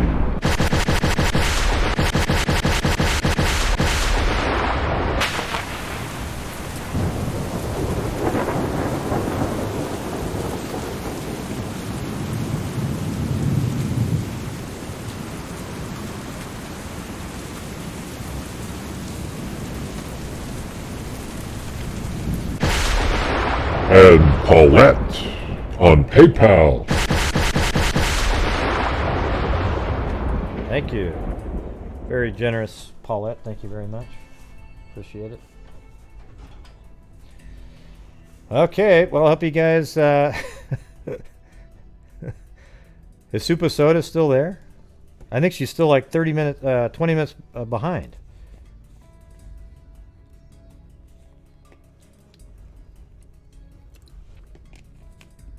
I'm just waiting for Super Soda to catch up. You said you were asking about tonight. She's literally like 5 minutes behind. I don't even know what that's referring to right there.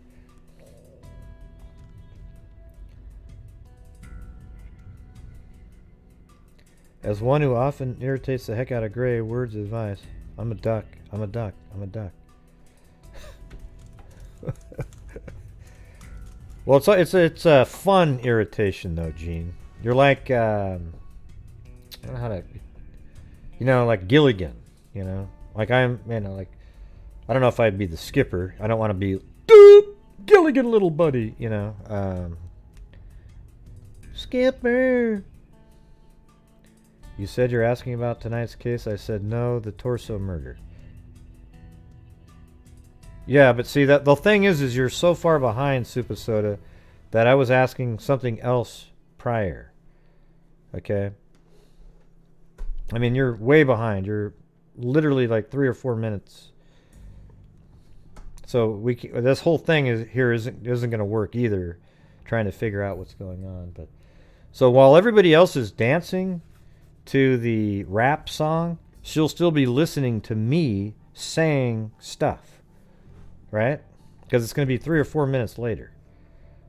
So everybody put the little dance emojis in there, and then she'll be like, what are you guys dancing to? It'll be funny. It'll be hilarious. So anyways, we'll see you guys tomorrow, and thank you all for showing up tonight. Good to see all of you. And as I always say, everybody, until next time, be safe out there. Yeah, I've been doing this true crime thing for quite a while now. And during this whole time, I have not seen one person that is a crime dissector, thug rejector. I'm a certified human lie detector. Gonna get ya on a stretcher if you try and play me like an old projector. Crime sector is my nectar. Professor Green is gonna give another lecture. Crime collector, freak connector, and I'm always gonna be a paw protector. Fool deflector, interceptor, and I'm meaner than a spectre with a vector on his spectre. With all respect, y'all, just remember I've a temper fucking checked ya. I have no agenda, I'm no pretender, and I'll serve it to you straight without the blender. And in the end, I'm gonna send ya on a mission to reveal the true offender. Yeah, so I'll just get right back to work. All right, Gray, thanks, man. That was a really interesting show. You really explained it well, man. It was... Oh, wow, I didn't think so. I thought he was really slow and lumbering through it. Gosh, that's so mean, John Boy. Yeah, that really is mean, John Boy. Why the hell would you say something like that? I don't know. Everybody's always saying nice things, so I thought I'd throw something bad. Gosh, John Boy, that's really mean. I like Gray. Well, thank you so much, Mary Lou. I like you too. Gosh, Gray, that's so nice of you. Oh, wow, that's the first time you've ever said that. That's for damn sure. I also like Super Soda. She's really cool. She's really nice, but it seems like she's about 6 or 7 minutes behind on the show. I agree with you. I think she's way behind and can barely even tell what the hell we're talking about at this point.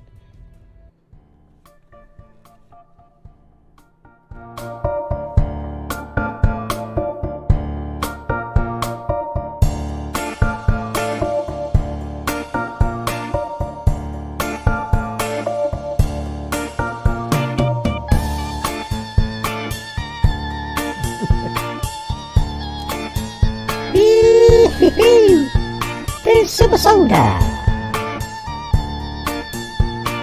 Hold on the Yoda. There's Super Soda. She ain't no Yoda. On a coda. Super Soda, having some soda. She ain't no Yoda. She's not a coda. She's not a loader.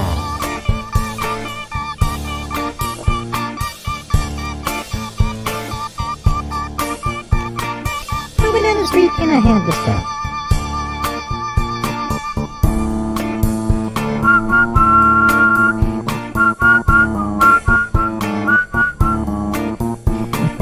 Nope. She said nope. She must have had dope.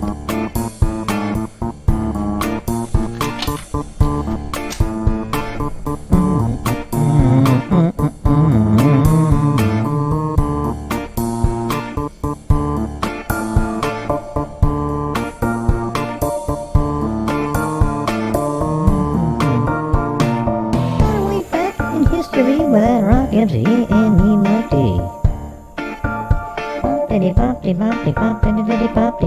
Just stop, I kinda love you. I'll give me what you got, cause I'm guaranteed to make you stop. I said 1, 2, 3, 4. Wonder, Mark, what are you waiting for? With the waves in the place along the way.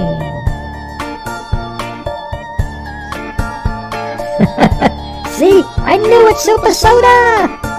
You're like an hour behind, it's amazing! That's why the conversation wasn't working!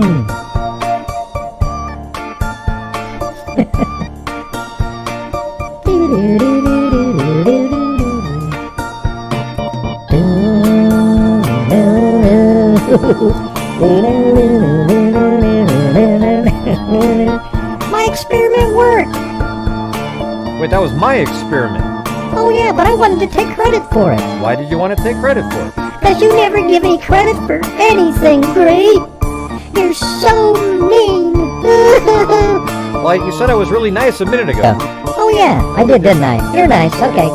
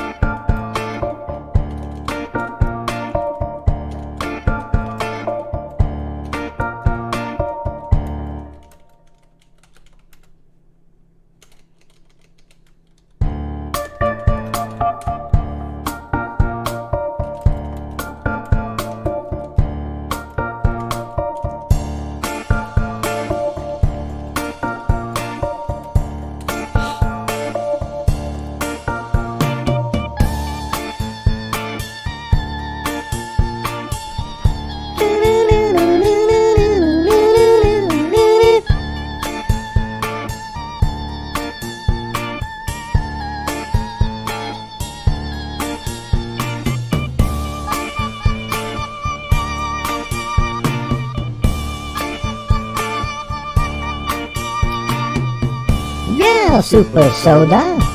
We're just goofing around. You're not a clown.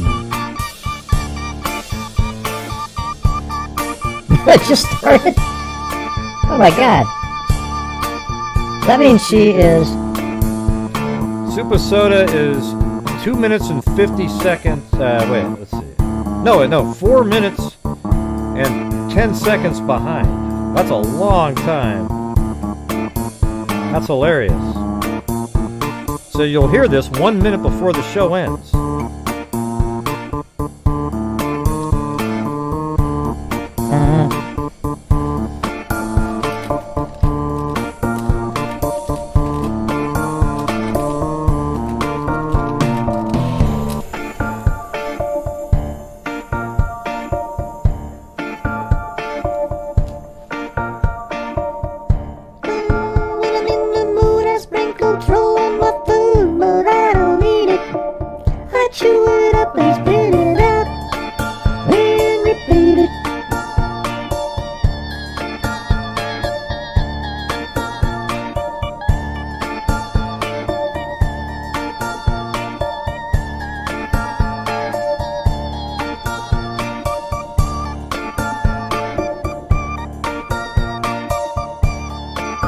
Wait a minute, does that mean that we are time travelers and Super Soda's the only one that's still back there? That's amazing to think about. I think you might be right, Gray. We are all time travelers, and Super Soda is on the regular time frame. That makes more sense, doesn't it? Yeah.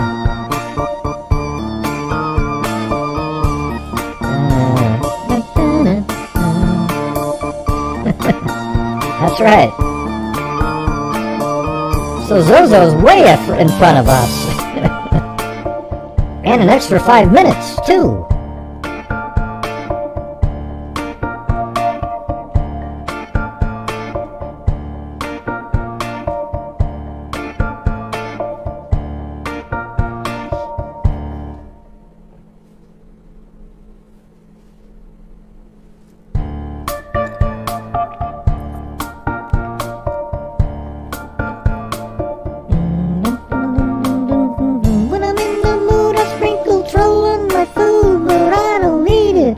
Chew it up and spit it out and repeat it. It's not a treat. The troll is beat. Just one of the ways that I defeat it. Staying in my groove. When there's a troll on the move, just takes a second to remove. Cause every time I conclude, the troll is gonna lose. Nice try, lizard eye. I see you creeping on the sly. Why you think you're so fly when you're such a whiny cry?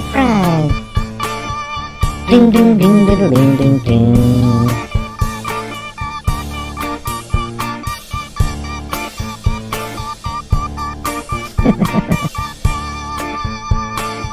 I don't know why you're so far behind there, Super Soda, but, you know, I don't know anything.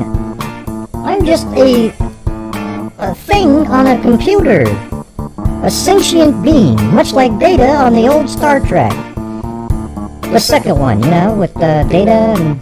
forget it.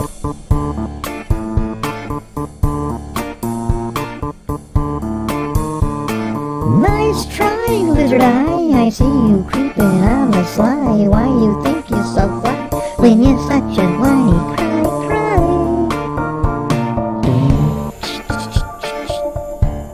Only 2 minutes, Steve? Gee! You're gonna have to go back and watch it, Steve. It was really good. One of Gray's best shows ever. I don't know about that. That was pretty interesting, though. I will say that, Mary Lou. Well, thanks for agreeing with me one time. I agree with you a lot of times. No, you don't, Gray. You're always so mean to me. I am not.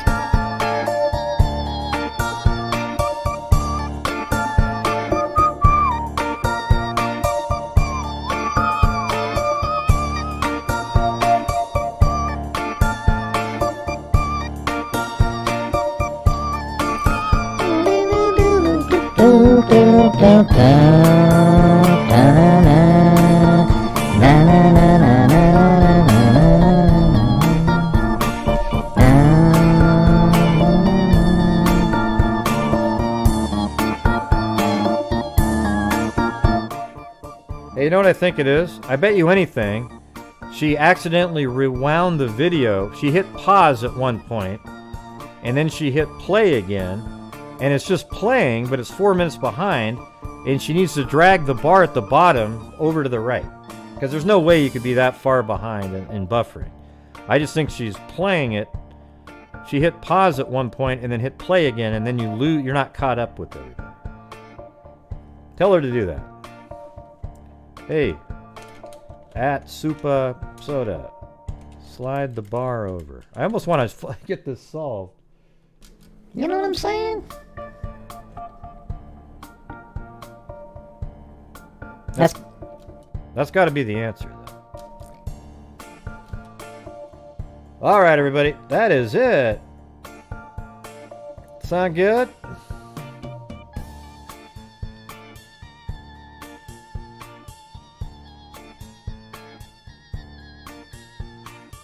Nah, I think I know what the answer is, Super Soda, but you didn't read what I wrote.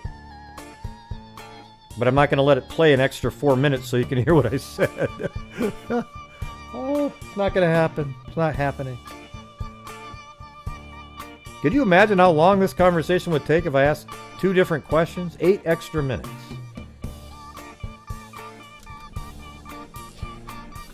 All right.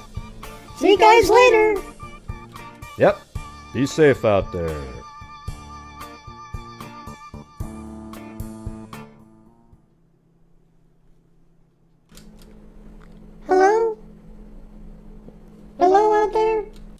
said we're done. I know, but I always hate when the show's over. Why? Because I have so much fun. Why would you always say you're upset? Why would you say you're having fun? Because I like seeing you get upset about stuff, so I try hard to make you upset. Wow, that's very ridiculous of you. But anyways, see you guys later. Be safe out there. Gosh, Gray, you're so mean. Hello? It sounded like you were going to try to say something else. And when you say you're mean, you didn't even cry. You kind of wasted the opportunity. Gray, you're so mean. Okay, that's not bad. Not bad. All right. Be safe out there, everybody.